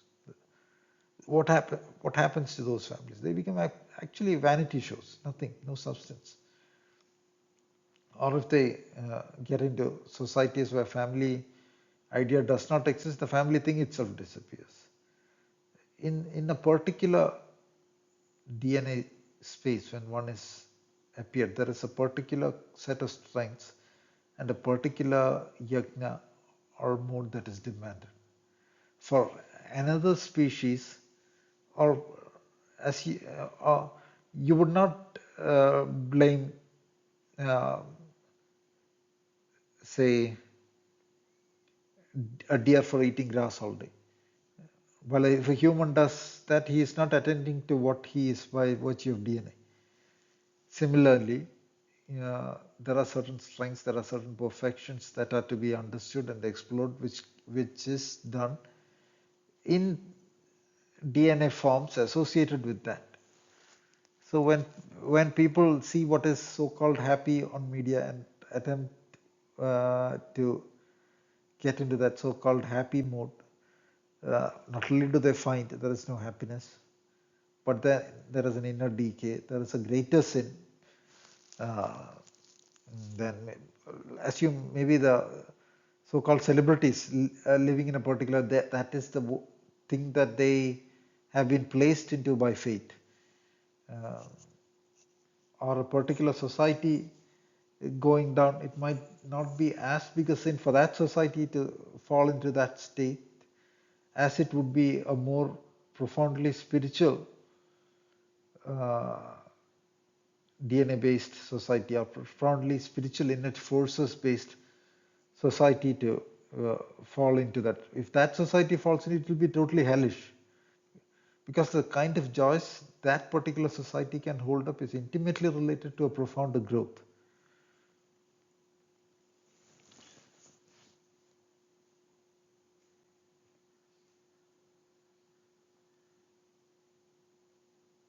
So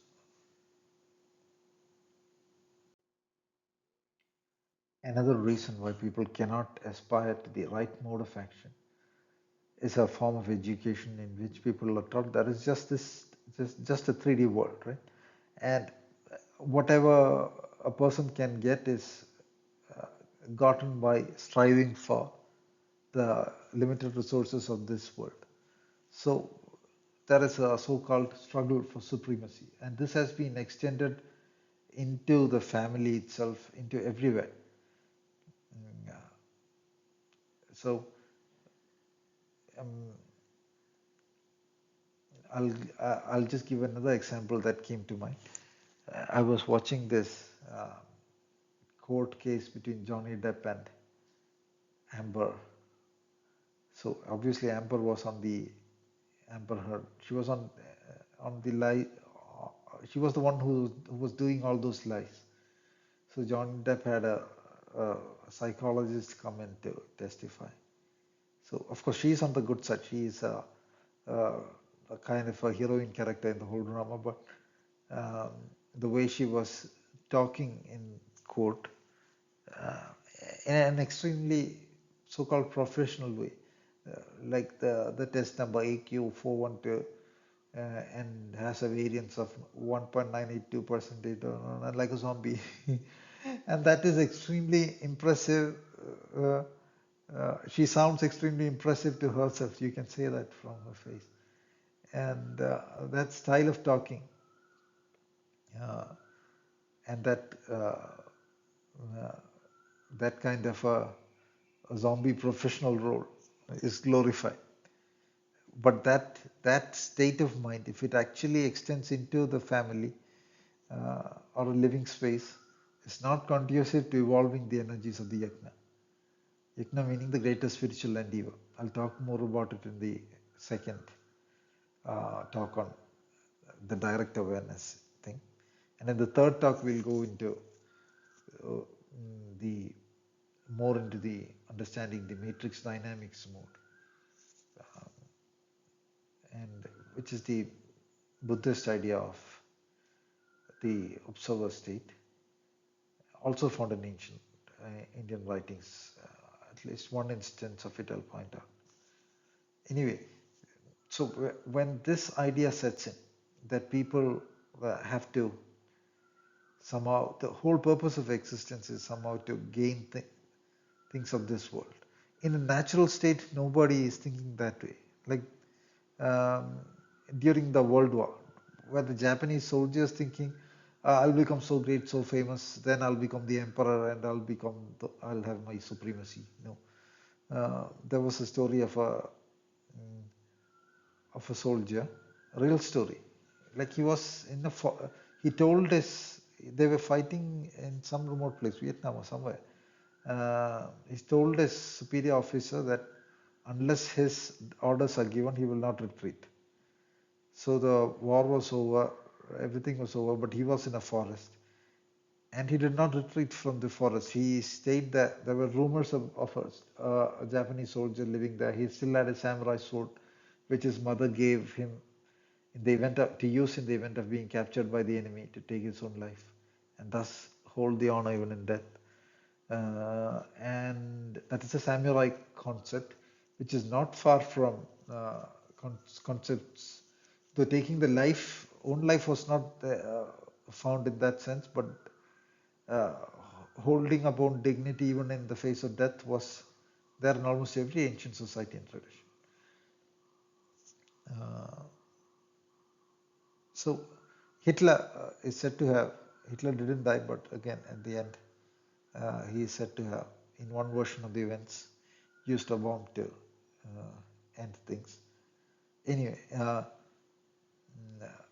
when he was found, he was found when an American university student came calling out his name, walking through the forest. He agreed to come out, and then again he insisted his superior has to come and to ask him to retreat, so to speak. So his superior had already retired. Then years or decades had passed since the war.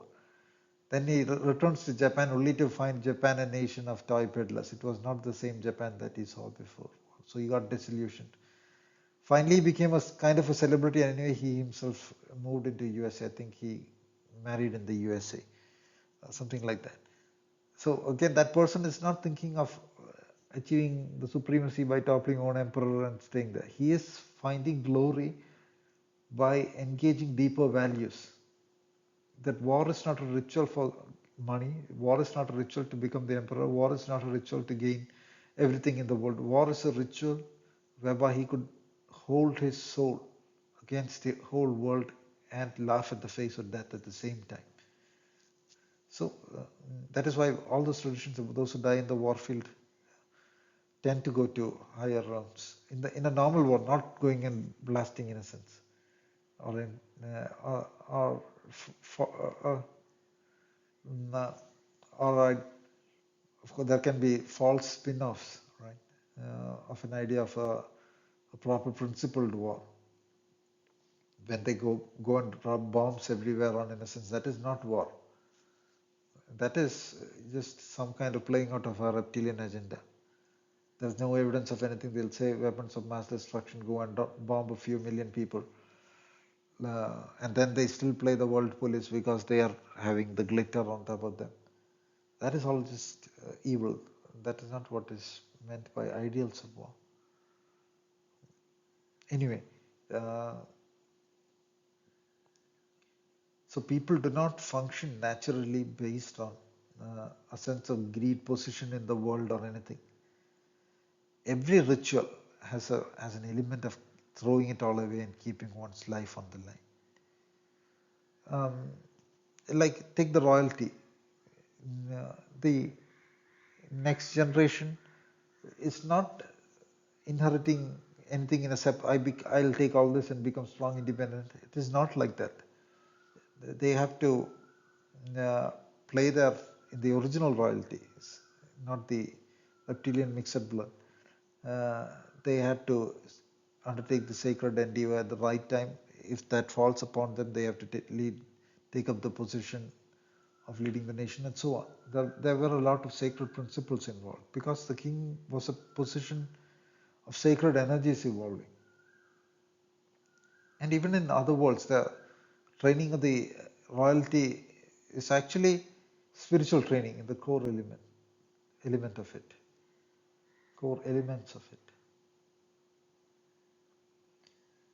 So once the education takes away the idea that such ideals exist, that the soul can aspire to those ideals, find pleasure, joy, glory, not just in this world, but across worlds, people are even willing to fight uh, uh, in a war that is not of own nation when they think the cause is there.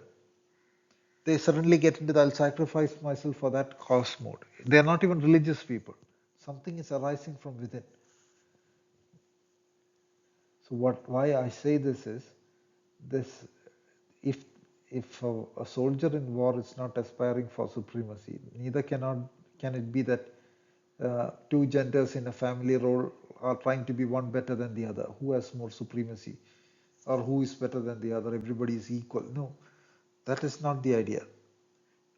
If a woman cannot have the virtue, the heights uh, of personality, of depth, to be so noble as to serve her husband in the sacred endeavor, that is not a marriage. If you if you ask any woman, does she want an equal husband that cooks, cleans, and everything, washes for her? She'll say no.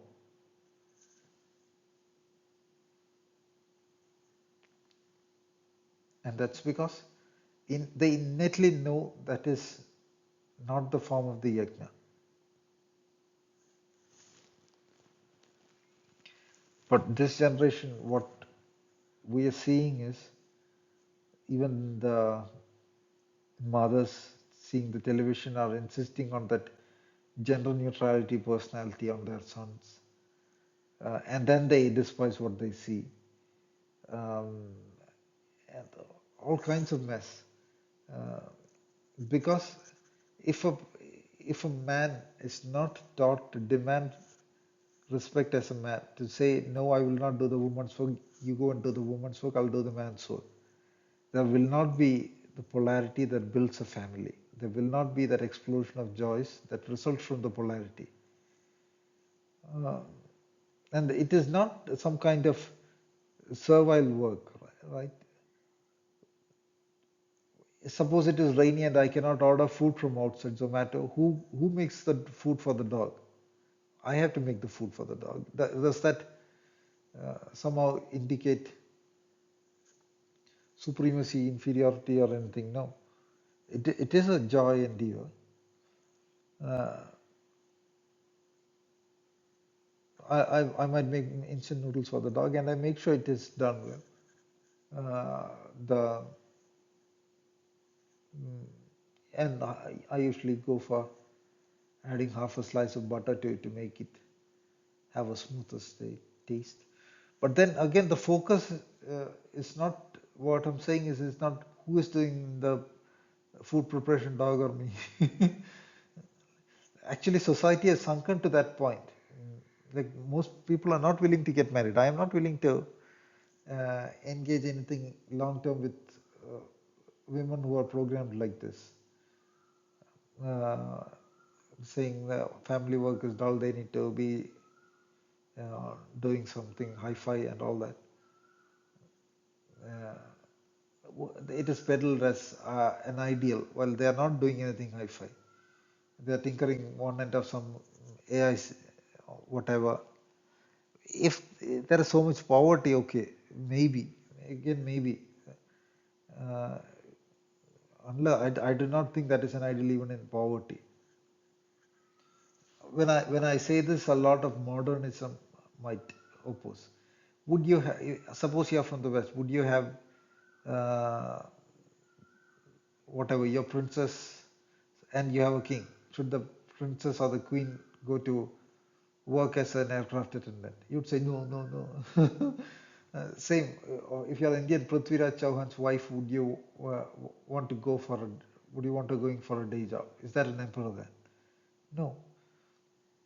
Can you imagine Akbar allowing his wife to go for a job or anybody? Uh, or them asking, it'll make the whole ritual crumble, right? Which ritual? That sacred space that was evolving energies into heaven, structuring joys, making a pathway for beings to move into heavens by serving that sacred endeavor, which is the goal of the kingdom endeavor. Why do people want to go and die in war for a king? Because they'll go straight to heaven. It is like not even a needle prick pain and then heaven. Because at the moment of in war there is extreme excitement, joy, and the vigor of war. And um, those deeper wounds one cannot feel. It is not like what the movies say.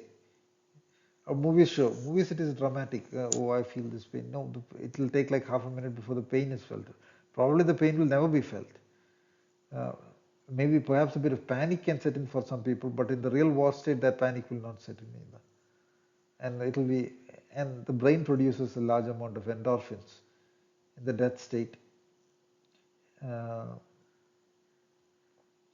which is um, therefore a lot of nobody. If you see old age people passing away, nobody is in extreme panic in the last days. That is what people say. I have not seen too many people like that, but there are people who have researched and written books and all that on this. Some people even speak of seeing angels and all that. Uh, so, um, what was the topic? Uh, anyway, what I was saying is, yeah, the kingdom ritual was structured by the principle of fearlessness and sacrifice. If somebody, another ideal is everybody has to work independent because the husband is a threat, the wife is a threat, everybody is a threat. How does it work that way? When people are growing up and they are children, they are virtually helpless, right? They are at the mercy of their parents at every instant in the yajna ritual. A king is at the mercy of all his attendants, even from the chef to the soldiers. Right? It is not money will not keep the king alive. If one of the chef takes a little bit of retrotoxin poison and adds it to the corner of a retrotoxin, is the pufferfish poison. Corner of uh, the dinner meal, the king is out, right? So there is finding the right people who are willing to sacrifice for the ritual and engaging that ritual so as to leave one's glory behind in this world and the worlds beyond. It's blazing through into higher worlds. That is why uh, the family environment takes away a lot of focus from superficial uh, sense of like the sense of suffering people have now, so loneliness. Um, Social media is not happy enough, or even when the city is dull, the family can be bright.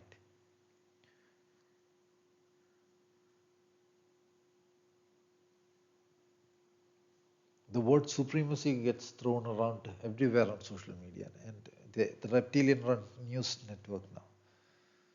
One religion is about supremacy, the other religion is about supremacy. There are supremacists for everything.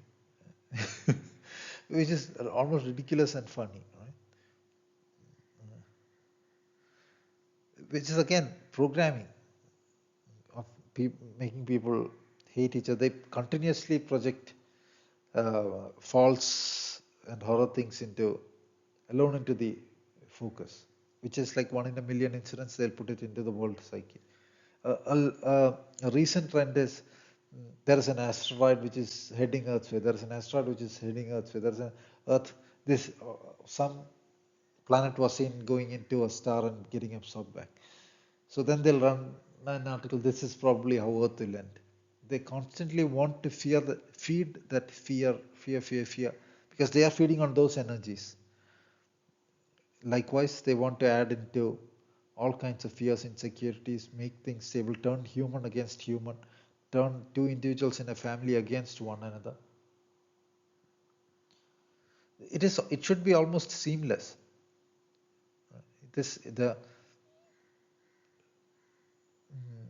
Like in the greater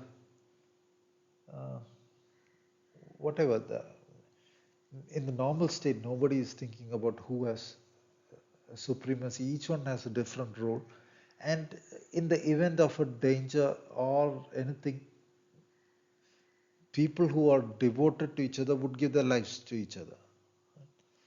They do not hold their own lives so precious that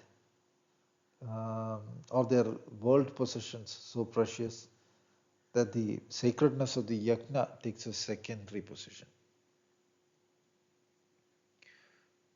So again, the denial of the false self, denial of the ego, allowing the room for the joyous light to enter. A couple vying for supremacy is not a sight for the gods, like Gyathe told. The other kind of couple, other kind of whatever couple, married couple in a cottage is a sight for the gods. That's what Gyathe wanted to express in a sense, perhaps.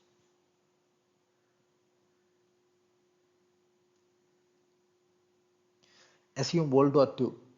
Again, whether German soldiers, all those disciplined soldiers, I'm not saying whether they're good or bad or anything. A lot of stuff can be lies made by the media. Like that diary by a 12-year-old girl detailing her time in a Holocaust chamber and all. It cannot be written by a 12-year-old girl, 4-volume diary. The style of writing is different. You have 12-year-olds and climate causes and all now. Put on the stage. Again, they will not address making the earth a better place, but one way or the other panic has to be generated, and which allows room for a control narrative to be brought in. Do not eat beef, do not eat meat. It adds to the CO2. Like again, at whichever points they can control and weaken humans. Then they'll say do not own land. The government will manage and own land, because individuals cannot cut down on say carbon emissions in land by not allowing cattle in land. Things like that. It is just like we saw in the COVID era. There are entities that are attempting to weaken and control humankind. So anyway, a Nazi soldier is not dreaming about supremacy, becoming Adolf Hitler in the hierarchy. But then who is the glory of the soldier is a high glory.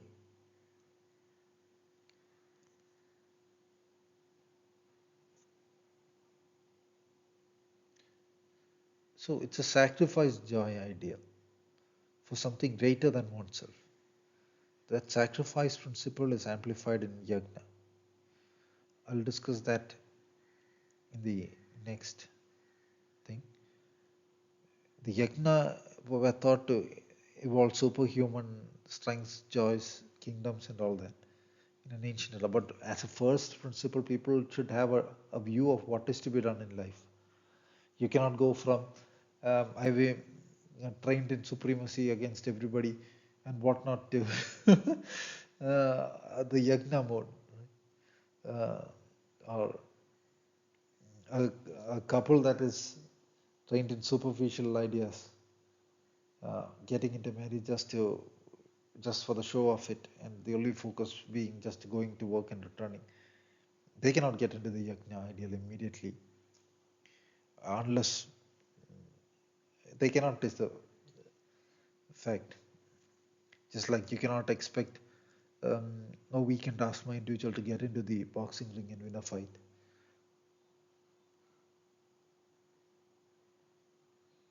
So at stage by stage, the understanding has to evolve. When one's spiritual strengths evolve across lifetimes, in one world or the other, one has to be a spiritual king. In ancient days, that were how the kings on earth were also identified. Because their chakra was visible, their crowning was visible. That is spoken of by that were spoken of by other authors as well. They could see that they were not the average human. Like in Ramayana, Hanuman could see Rama was something, and he decides to serve Rama.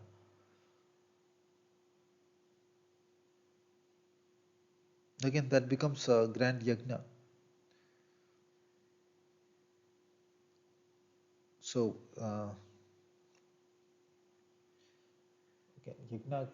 yajna usually involves that principle of a kingdom idea, but again, yajna can come down to the individual itself. When the world is at a loss and the world is gone and has lost its plot, what one can do is again resort to the principle of study, study, ease. That is easy, right? If you have just sufficient resources, everybody is excited about some field or the other, about exploring knowledge systems. When, like, speak of a treasure map, everybody's excited. Speak of a knowledge system that can take a human to the state of a god-like being. You have the concept of gods, the plural. So god-like being, one should, in the normal sense, be excited about it. So like that joy of understanding things. If that joy of understanding things were not there, nobody would have listened to this point in the lecture. Very few do. But those who do are there for the excitement of understanding things. So as an individual, one can resort to study, books, a simple ritual, a good meal in the evening, something tasty too, and so that serves the health too. If you can find a balance, even otherwise, a good pastry and ice cream at the end of a joyous day of exploring knowledge, that adds to the all the energies that was evolving, balances. So in own space, a powerful ritual can be structured. In this world, people are increasingly having to stand alone. If there's 1 in a million people who strive for greatness in the deeper sense, not in the supremacy sense of gathering everything up for oneself and finding a political position, I'm speaking about that deeper sense of growth. If there is 1 in a million who strive for that, or 1 in 100,000, what are the chances of two such people being together? So it is not all being together. So it is not always conducive to look for an outer idea. It only weakens. Even in the traditional sense, uh, one cannot be overly uh, focused outwardly in a relationship. One has to have an inner anchoring. So the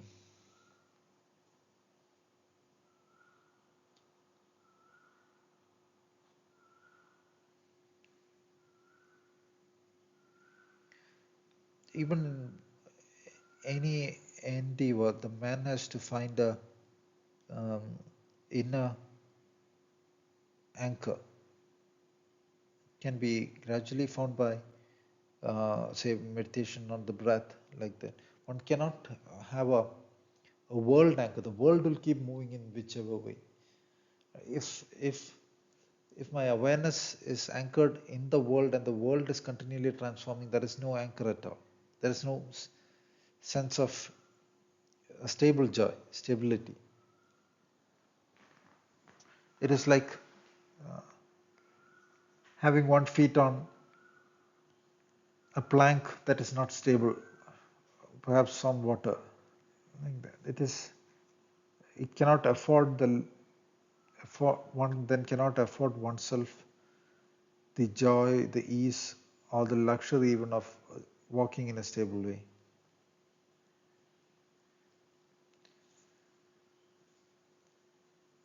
So that inner anchoring is important. Social media, those things, world glamour, all those are anchoring into the world. That no matter how much people may get on social media and say, I don't give a fuck about that, I don't give a fuck about this. Um, all the Marco talk, it is display. They are totally bothered about what the world thinks. They're there for the display. They are. Uh, if Commodus was prostituting his body in the view of the Romans by getting on the gladiator stage, this is a billion times. It's a social media thing. It's a billion times worse in terms of energy. That was a gladiator stage, remember. That social media attitude and everything people show are because they are empty. Because they can get themselves to be display trash. Which in itself requires an utter destruction of spine in the case of the man and virtue in the case of the woman.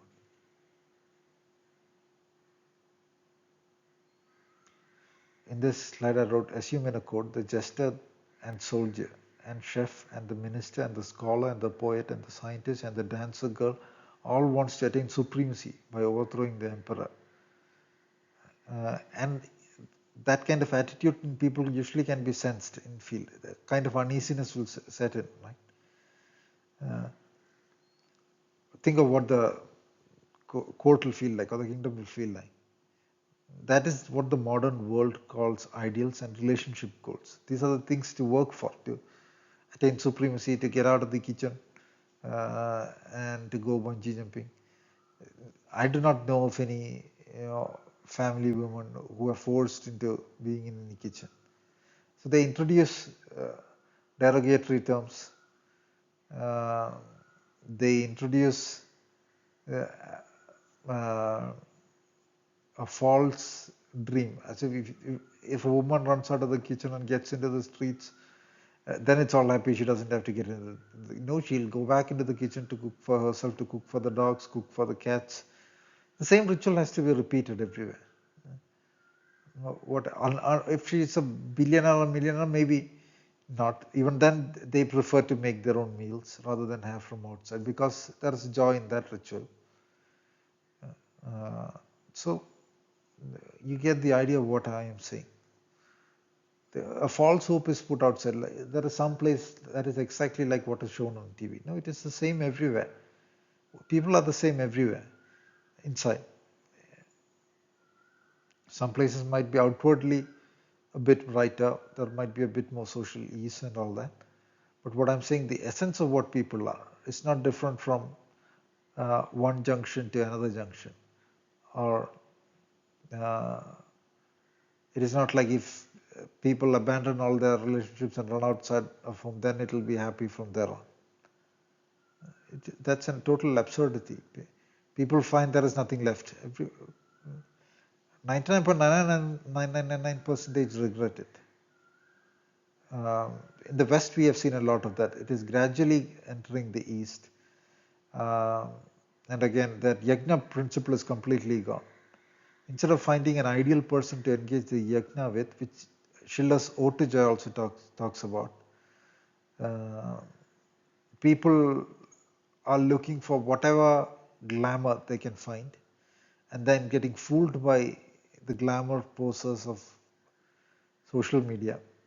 Applies to every gender. Social media women are the trashiest things one can imagine having around. If a social media woman is around you or around a person, anybody, what will the thing will again be a social media thing. Just by being next to oneself, it will not change into something else. The whole interest would be social media display. There is no such thing as forming a field, an inner focus. They do not have the attention span for one deeper emotion, sense, thought, or anything. If they had, they will not be doing that nonsense there. And uh, some see, the world has a balance of everything. There can be supermodels, there can be all kinds of models, everything. But what goes wrong is when everybody wants to be in that one frequency, including the average looking, including the ugly looking, including people who ought to have wisdom. Um, and everybody thinks that is the path to happiness. Then one has to go by data at least, right? Are people happy doing all that? Where models and actresses of an era, the happiest people of an era. Like some people might be born with those kinds of purpose and it because the world turns in all different ways. So that is how the world is made. There is, for a scorpion to bite, it is not so much of a sin.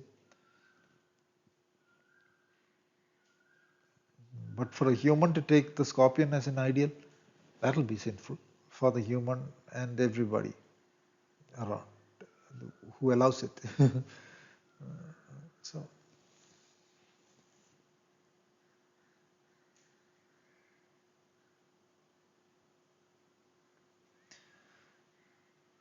again, to repeat myself, if people somehow thought stacking up things in the world is the ultimate goal, why would anybody, even a single person, want to become a soldier and go to war? What is gained by putting own life on the line? What is the person going to take from this world after death, so to speak? And that person is not endowed with any supernormal faculties of seeing other worlds or heavily trained in religion or anything. There's a very profound, deep inner sense, um, something of the soul that seeks a true expression, usually leading to the soldier state.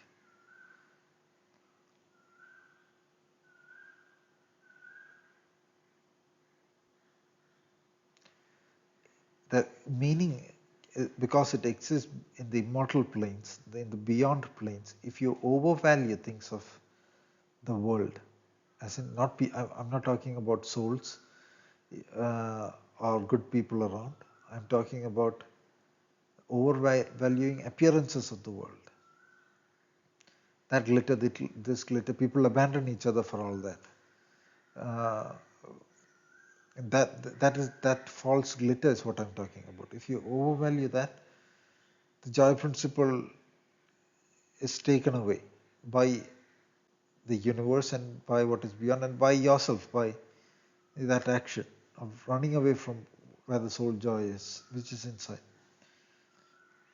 So unless one has that bravery to trivialize the death principle, let alone security, financial gains, I need to use the day to entirely focus on financial security, which is an idea found in the East more than the West, East as in India, which is sad. With all this, with all the traditions around those innate ways of thinking that were embedded into people over generations, there should be an advantage in terms of evolution. The banking system was made by the bankers in the West to control the masses. In an era, people had gold, things, everything on their own, assume. One person says, it is not so safe to keep all those things with you. Just put all those things in my house. I'll give you a piece of paper. When you need it, uh, just give me that paper back and you can take it away. All the value is in those things. The paper has no value. But what happens is uh, that person will also say, uh, but I'm taking care of this for so much time, right? So I gave you 10 values, a 10 value sheet of paper. When you give it back to me, give me an 11 note of paper or 11 rupees or $11. Let's talk about that. Paper translates to dollar, a number. It has no meaning. A dollar is nothing. It's just paper or a number in a computer. I gave you I gave you a $10 token uh, for keeping this safe. You can give this $10 token back and I'll give you everything back. But because I was taking care of all these things, you need to give me an $11 token. And then you agree. That sounds reasonable. But the thing is, I am in control of what dollar is out there.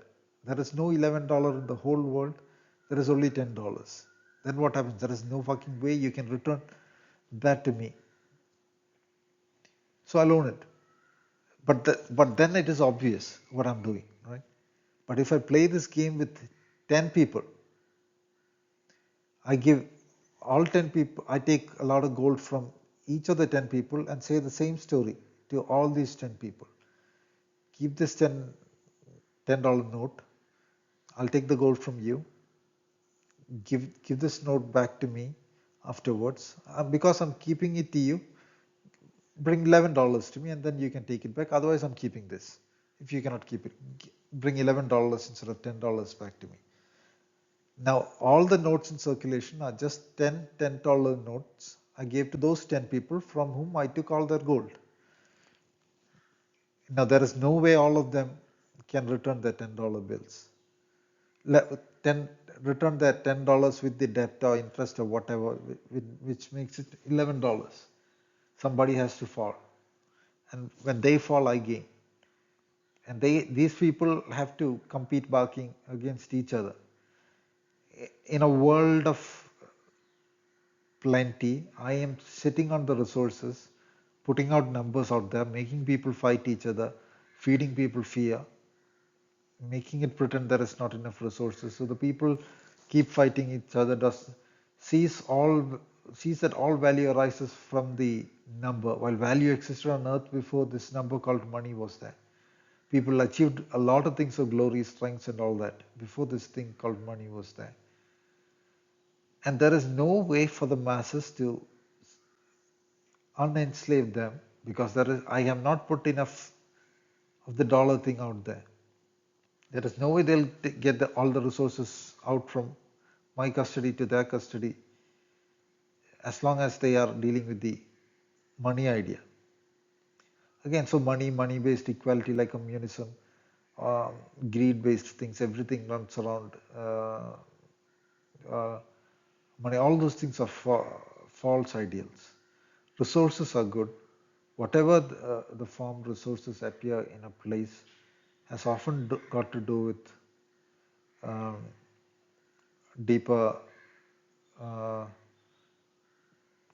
spiritual principles, usually in a good era. Like the good era, the kings are there because they were truly spiritually evolved and they could guide the kingdom. And them holding the resources to a greater extent is what is natural, and which leads to an amplification of the plenty in the ritual. And now what I'm saying is the money idea works that way. Now that has given way into so-called cryptocurrency. People are so many people somehow try to make more money out of gambling on that. They end up losing money. There is nothing wrong in gambling, nothing wrong in doing all that. But if the core purpose is gone, then uh, one might. If it is just in the game or joy sense, it is not a big deal.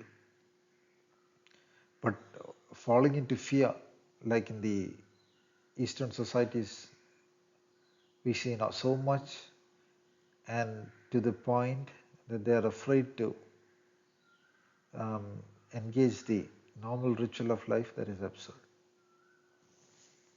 Normal ritual of life involves a steady pattern of study, growth, ignoring the world, whether there is rise or fall, money or no money, As long as one has sufficient resources, one has to take a very adamantine and willed approach and keep evolving oneself. And when one runs out of resources, one can try to have more resources.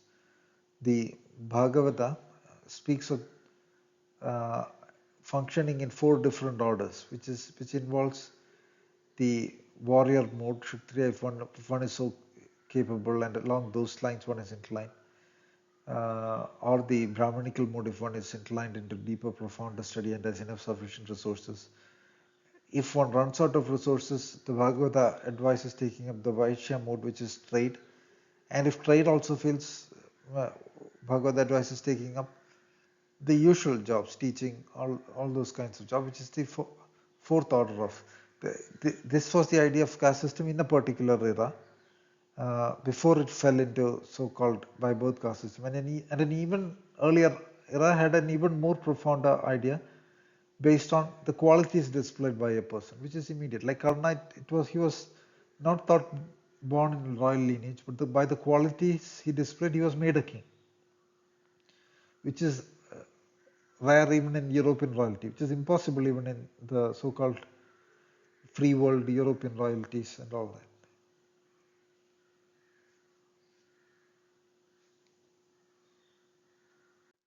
Again, remember the greater part of mythology, if you want to imitate the ideal lives of the mythological phases, is ease, joyous times.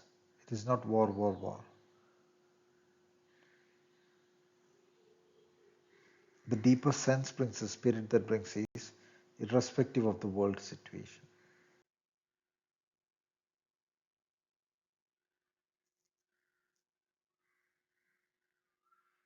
And the world holds a sense, ideal, joyous societies evolve as well. A sense, meaning, depth, purpose, ease, joy, all appear today.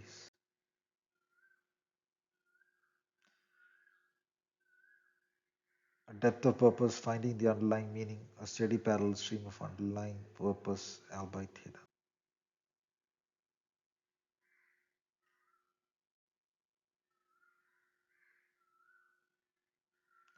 These are things I've already said, so you can pause these slides and read if you want. In the study also, as I've just mentioned, one is not aiming for understanding absolute truths or anything. Every bit of discovery, every bit of understanding something new is a joy.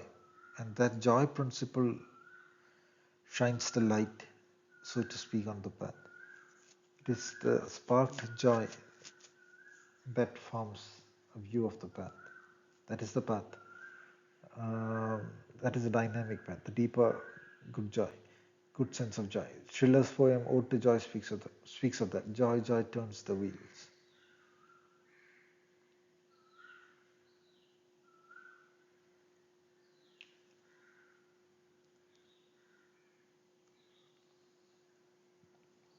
And if you're serious about one field, you can take up an endeavor, say, of 20 years. I'll try to find perfection in this field. Say chess, like AI is trying to overcome chess. In the sense, AI is better than humans in chess, and people cannot try to overcome uh, AI in chess. So take up an impossible ideal. I'm going to meditate so profoundly and deeply on the chess phenomenon that I'll defeat AI. These were the kinds of yajna endeavors taken up in ancient eras. Whether you succeed or not, you'll develop a great deal of concentration and whatnot. And one way to approach it is, I'm just saying, the deeper, profounder sense of each piece at any position in the board. One can keep it there, meditate profoundly, deeply on that. First, start by meditating on the empty board. What is the feeling of the left corner square? What is the feeling of a square in the middle, a square on the top right? Meditate on the board entirely. Put one pawn in any one square. Meditate, and you can use either the samyama principle or the samadhi vipassana principle. Nothing will turn up in the beginning, rather than deepen states of meditation and the joy of meditating on that feeling that arises. And then after a few years of doing that, do not play chess and generate a hurry regarding chess during that phase. This is how in a monastic setting people would be trained, or in a Star Wars Jedi setting. But do meditations without the chessboard and all that, and then get to solving chess puzzles. Uh, again, meditate on the sense, and you meditate on the intuition principle itself. The intuition principle, that sense that arose when you solved a chess puzzle, then you can amplify that by some of these modern translations of the Yogasutras will say, by samyama on the meditation, you gain an insight into everything. So by samyama on intuition, you gain access to all knowledge. So that intuition that led to the view of the right move, meditate on that intuition sense. Then solve more and more difficult puzzles, and meditate on the principle that led to immediate instantaneous solutions, and so on. Thereby a supernormal prowess in playing chess can be engineered. It is even possible to get into engineering an inner system which will generate all possible different timeline views arising from a move, and select the ideal timeline to enable that system itself to display the ideal timeline as indicated by the ideal move to you, to oneself. So with sufficient ease and time, different kinds of endeavors can be taken up. This is in the principle of yada abhimada dhimada, or dhyanat, whatever. I don't remember the exact Sanskrit phrasing. The phrase we just read right now, the own interest, a sense of drive, whatever is leveraged in the overall meditative growth process. Again, I spoke about all that. Even simple daily games or whatever, like people had to engage for entertainment a few decades ago, done without any overtly competitive sense, but a joyous level of gaming spirit evolves the spiritual energies when that underlying stream of purpose is also there, and you're engaging your studies, meditation, and all that. So those energies are there, and awareness of those energies are also there. Then that plays that role.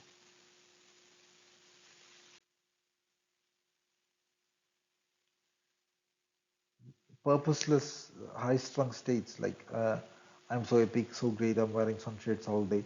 Uh, I am just like those celebrities on TV. Those states have to be avoided. It's a psychological disease and leads to a diseased brain, because no normal brain is designed to function like that over long periods of time, and over long periods it diseases the brain of whoever is holding that state. Avoid action with little wisdom, like I'll make a business endeavor for making AI chips, putting in the human brain, save humanity. The, whoever is doing that is peddling a lie for somebody else. Everybody has a basic sense to know that is not how things work. And a lot of these top businesses are not, it is not possible for somebody to run, say, a dozen businesses, be active on social media, and also be sending humans to Mars, have access to rocket technology, which can also translate into nuclear missile technology and all that. No, these are government projects of the hidden evil governmental and super governmental organizations being run as if it were a public normal individual doing it, so that the public doesn't oppose. The government wanted to put 50,000 satellites in the sky, everybody would oppose. Nobody wants the earth fields irradiated. If somebody who is a successful businessman wants to do that, oh, how did he achieve so much success? He must be great. This is worth imitating. I will try to imitate this, and nobody is bothered about the 5G fields irradiating everything. Nobody is bothered about that AI Driving will ban human driving in a few years because humans will be deemed unsafe unless somehow philosophically people oppose it. Uh, and virtually the entire endeavor, the putting microchips in human heads is to what? Definitely not, because there are so many other things that could be done to uplift humanity, which is everything is being ignored, and this one single microchipping idea is being pushed. The other ideas are so-called AI. The third thing to Mars, human story. Well, the story to Moon was a lie. Let's see somebody really on the moon first.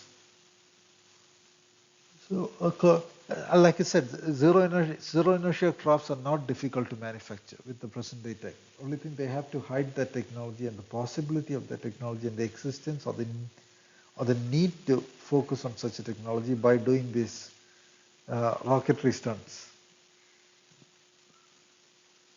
sending nobody to the moon. Nobody was on the moon, that's for sure.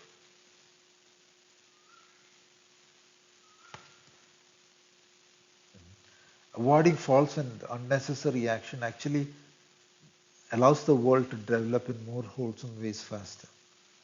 Societies that are not developed are so because people are engaging a lot of random action instead of sitting back thinking what is to be done. Just as the example of education that I gave, uh, people where people are at ease, nature is beautiful, the buildings are beautiful, everything is beautiful.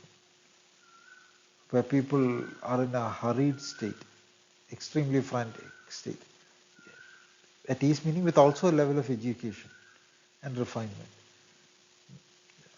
Where people are in a hurried state, even the most beautiful hill stations go down the hill. In India, Shimla has an AQI of like 400 or 300. The whole place is covered in dust. There are no industries there, no nothing there. But somehow there is a lot of frantic run. There are people doing nothing. It is supposed to be a tourist site in India. They have 100 horses, apple orchards, a once pristine mountain with pristine rivers. They thought to become happy, people have to come there. People have to see this, give them money. They'll buy things with the money. They'll build, I don't know, an Empire State Building there, and then they'll become happy. What has happened is there is absolutely nothing there now. The plants, trees, everything is covered in dust. I think the mountains are being blasted for mining resources. The horses are all diseased from carrying the tourists around all day.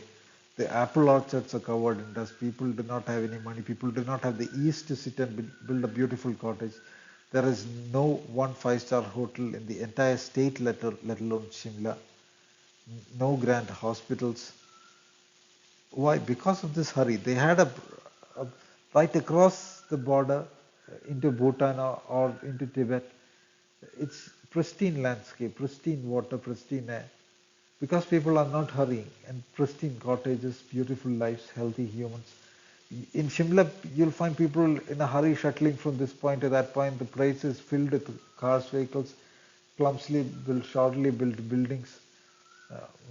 The air itself is heavily polluted. In the winter time, it is thought to be hazardous. Still from the movies, Indians have an image of Shimla as a pristine environment. They, again, because of this hurry, thinking somehow uh, Europe is developed because they have a lot of industrial things.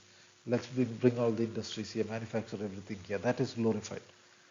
But Europe is not manufacturing anything. Why? Because they do not want to pollute their environment. How will manufacturing things for another people and polluting own environment and exporting the food, resources, seafood, everything for another people make a place richer?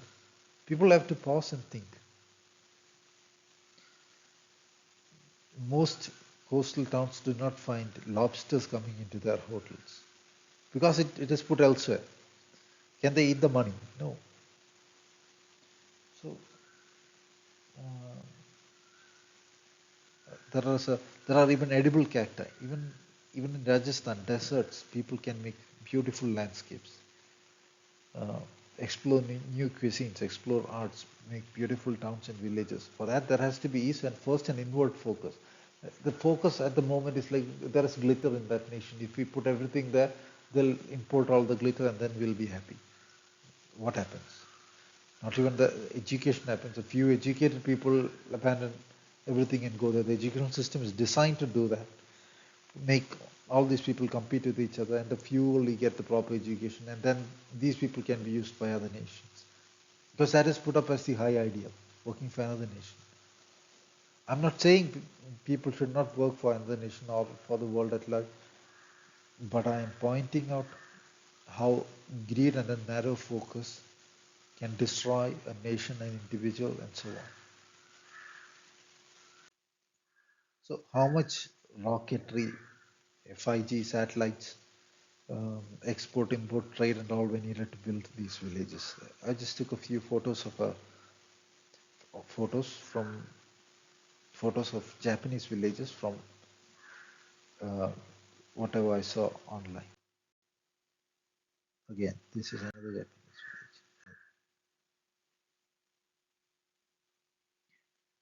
What may, another thing is people are taught not to interact in deep ways. People are taught not to be humble. In usual interaction, people are at a level of ease, and from the ease, there is a situationing in a place of depth, which appears as uh, an absence of arrogance, humility, even in the emperor. So all that disappears with the false education, where people are taught they are trying to survive against every other person while they're just going to the supermarket and coming back. If you look at African tribes, they are not grunting, barking at each other. Aboriginal tribes in Australia are not doing that. They all have high principles, values. So who is actually grunting, barking at everybody? Animals do not do that. Wolves live in a pack with um, great ideals. They serve their top of the chain, top of the kingdom. Uh, Dolphins, whales, lions live in east most of the time. So nobody is 24/7 grunting, barking for survival or anything. Like I said, civilizations run in cycles. There is no such thing as evolution from a primitive state to whatever state. Even there is no evidence in uh, that aspect. Like I said, the pyramids stand in opposition to the theory. Languages, when they appear first, appear in all its complexity, and some of the most beautiful literature we have to this day is the most ancient writings one has. The most ancient forms done with languages were the most sophisticated, and many of them were done before agriculture were invented in their timeline of things, in their in the version they teach in schools. They, of course, at the top they know it is a lie. They intentionally teach.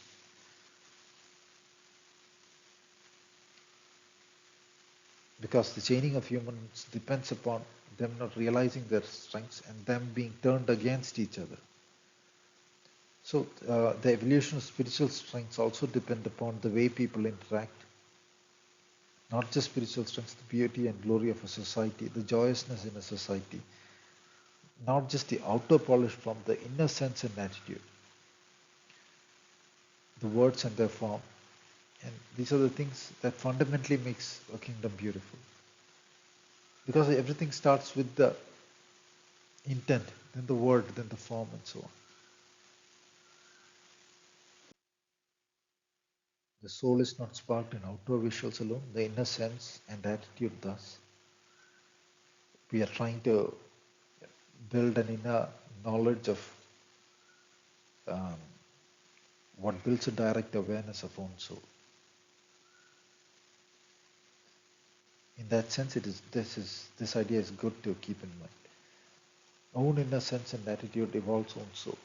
When you offer the proper attitude, the proper kind of people, um, or even a good pet even, that evolves own soul. And there is a virtue of having evolved the soul at that point also. That is the form of the yajna. You have evolved the soul in oneself and in the worthy recipient of the soulful attitude and sense. So that virtue translates to a beautiful society with material prosperity.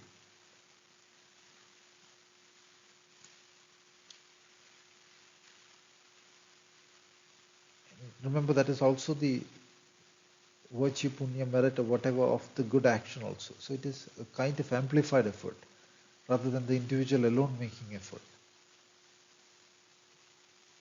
which is, of course, in the early stages harder, but the alone effort is also easier as one stays on the route, on the path. The purpose of society is but of an ideal society is but this yajna principle that I described, being able to through inner sense and attitude evolve out the soul. In the individual sense, that it is beneficial to have a steady drive in terms of own soul direction and the spiritual soul direction in the sense if the soul wants to understand a field, one has to have a level of discipline. I'm going to engage this endeavor through the ups and downs. I might feel down for a day or two, but that is just in the beginning stages, but then I'm going to be steadily going in my soul direction. In superficial words, the path and purpose. There's a phrase introduced by Srila, spiel tree. Um, it means the game drive. So again, there is a level of seriousness and also a game sense, adding to the evolution of the soul principle. So appears as goals in life as well. Even when I plan to take years of just reading, relaxing, perhaps traveling, exploring things on own, I might, of course, set up that goal for a while, get into a degree later on, or I might set up a goal like get a few degrees, and then after 20 years down the line, I'm going to achieve immortality and make uh, a zero inertia craft. However real or not it might appear to somebody else, for me it works as a driving factor. Setting up impossible goals or even ridiculous goals is not so bad as long as the action is uh, driven in the right direction and the daily work is evolving oneself. And of course, impossible seeming goals need not be impossible, nor need it be ridiculous just because it sounds ridiculous to somebody else. I had set myself a goal of understanding mathematics at its foundation, what it is, from where physics arises, from where mathematics arises, and going toward the theory of everything in physics. A few years ago, which would be 2019, uh, and I did not know what the origin of mathematics might be, hadn't had enough time to ponder it. Like I said, I had to read average books on philosophy, a few pages, and I'll then discard it. My principle is while it feels good, I'll read. If it feels as if I am moving through uh, mud or I'm moving through dry dust, does not bring forth that joy again. It tells me, okay, I have distilled enough from this book. I do not need to read more of this. That is what my soul is saying. Otherwise, my soul itself would be interested in reading the whole thing at the moment.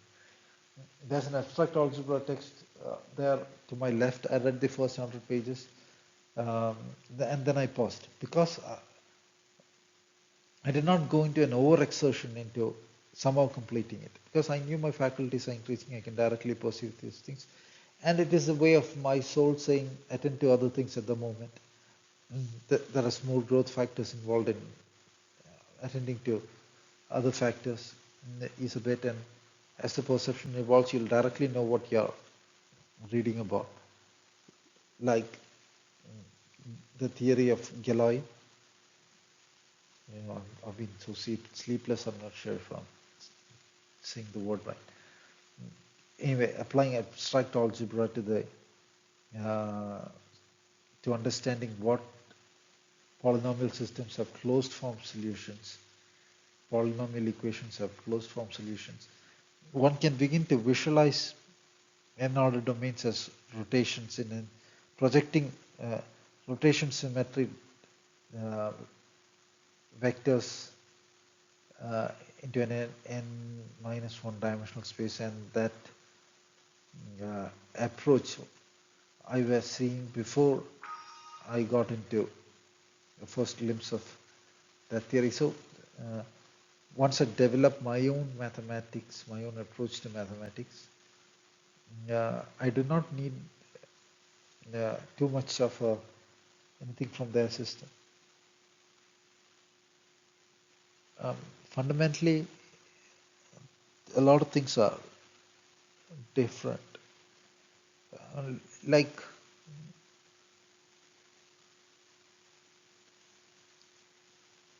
okay, in abstract algebra, they talk about groups, rings, and all. Where does that arise from? They are not sure. The idea of the group arises because on a space, on a projected space, there is a conjugate space which appears as a mirror reflection. Therefore, the idea of an inverse, the projected identity axis is there. The ring abstract algebra rings arise because the identity axis can hold an intensity perception that would scale the whole group of things in the projected group space, so to speak. And the multiplicative binding occurs on the axis. So why the fundamental underlying mathematical system gives rise to the study of group strings, and there is more to it than that. There is a topological projection across dimensions, which is not modeled in the group idea or the ring idea.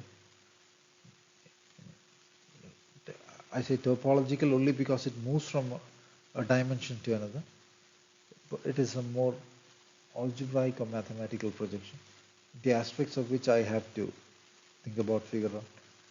And I did not hurry on that aspect because it is not dependent on it. It is based on me evolving my awareness.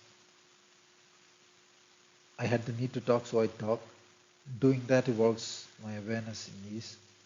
And I believe a little bit of impact, even or hopefully greater, might be on the world. Hopefully great. If it's great, it's good.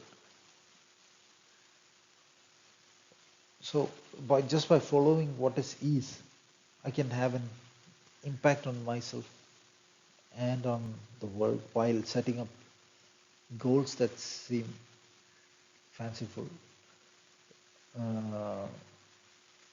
Of course, if I told somebody my a potential girlfriend even in 2019, my goal is to understand mathematics fully, and then I'm going to perhaps engage a few degrees, and then uh, there is an impossibility of aging when I understand things in the DNA vector sense, when my awareness can access those things, and then I'm going to make a zero inertia craft or whatever. It sounds absolutely ridiculous that at that point I'll get abandoned. The ship will be abandoned. So, but nobody gives a damn.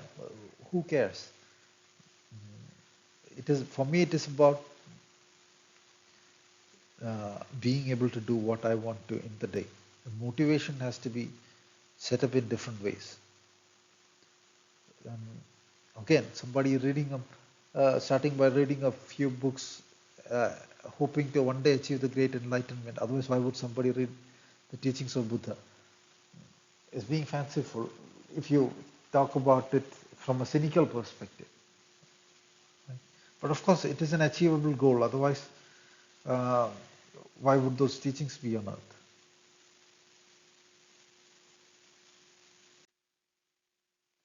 So a degree or a business endeavor can be the world form of the ritual of own truth in a deeper sense as well as a phase. One can sense it inside. Like people feel a sense of purpose. This is what I should do at this stage. People who become extremely successful, in a lot of those stories, they tend to abandon their education even and run in that direction because they have some inner firm conviction. This is where life is meant to go. Uh, and as I've been repeatedly saying, from ancient warrior to a voice of that became richer. It again could be a big endeavor in a big city. I spoke about a bit of wisdom leading to beautiful villages. Another phase, it could be understanding to abide in ease. And early on understanding of the way to abide in ease is deeply beneficial because even in business, one at the top position, one is only nudging things in one direction or the other direction. After an educated nudge, one needs to stay at ease, see the way things grow, and ease is directly related to the way one handles things extremely well.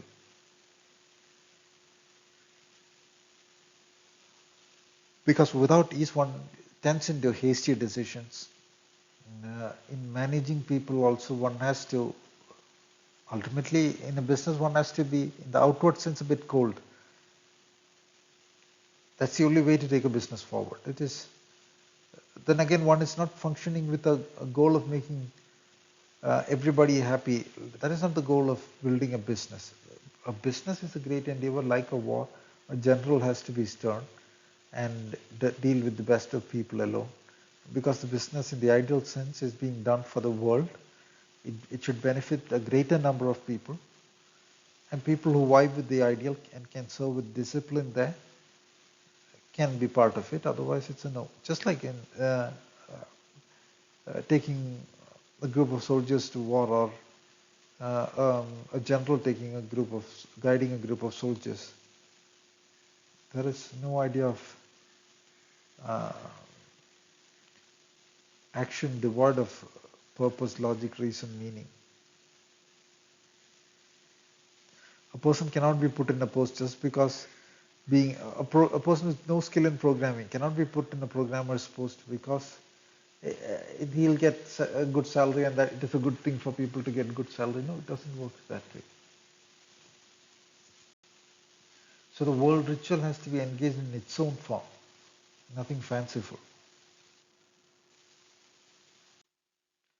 Again, action itself is not the goal. The inner growth is, whether a business succeeds or not, whether zero inertia craft or not, the inner growth is occurring. The inner growth is the goal.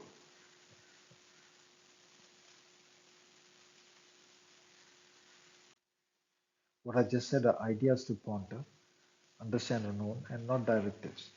Usually they speak of religious improvement or whatever as being totally kind and all that. Of course, innate goodness I've spoken about, but if discipline is good for oneself, is it not good to offer a level of discipline to people around? Uh, because when functioning in the world, it is a different idea. There is nothing formulaic about this. At times one might have to fight the world. At times one might have to withdraw from the world or hide from the world and so on to do one's own action. You find those ancient kings doing that. Sometimes they withdraw from the world and then re-emerge with far greater strengths because they sense that is what is needed. They're going by their inner sense. Um, the principle of ease is not one of a perpetual or otherwise empty passivity. It is uh, being situated in ease, whether in action or in uh, easing around.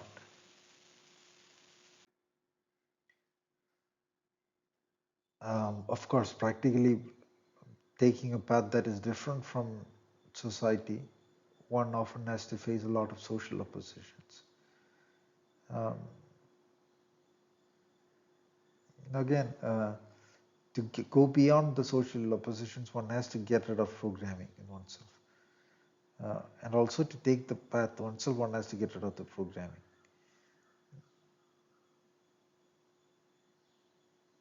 A lot of people are designed to laugh at any greater endeavors. Even if you do not succeed at anything in life, the very act of making that endeavor is a profound thing. Who succeeds in life? So to speak, people are living extremely average lives, 99.99%. So don't worry too much about that. Again, if it is natural for you to want to mint a lot of money, run a gambling house, or run a lottery, or build a big business, do that. Uh, my argument was along the lines of doing what evolves one's inner energies.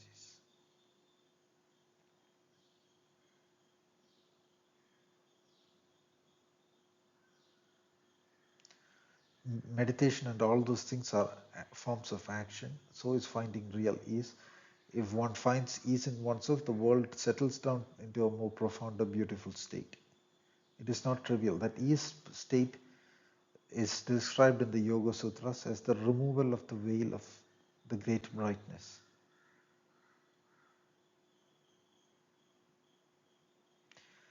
All human beings are working towards that ease ideal. Even somebody frantically working is under the delusion that he'll turn 60 or 70 or 80 or 90 and then find ease. No, at that age, it is impossible to find ease even with all the money, because the body will be in perpetual unease unless there are some kind of profound spiritual evolution and strength.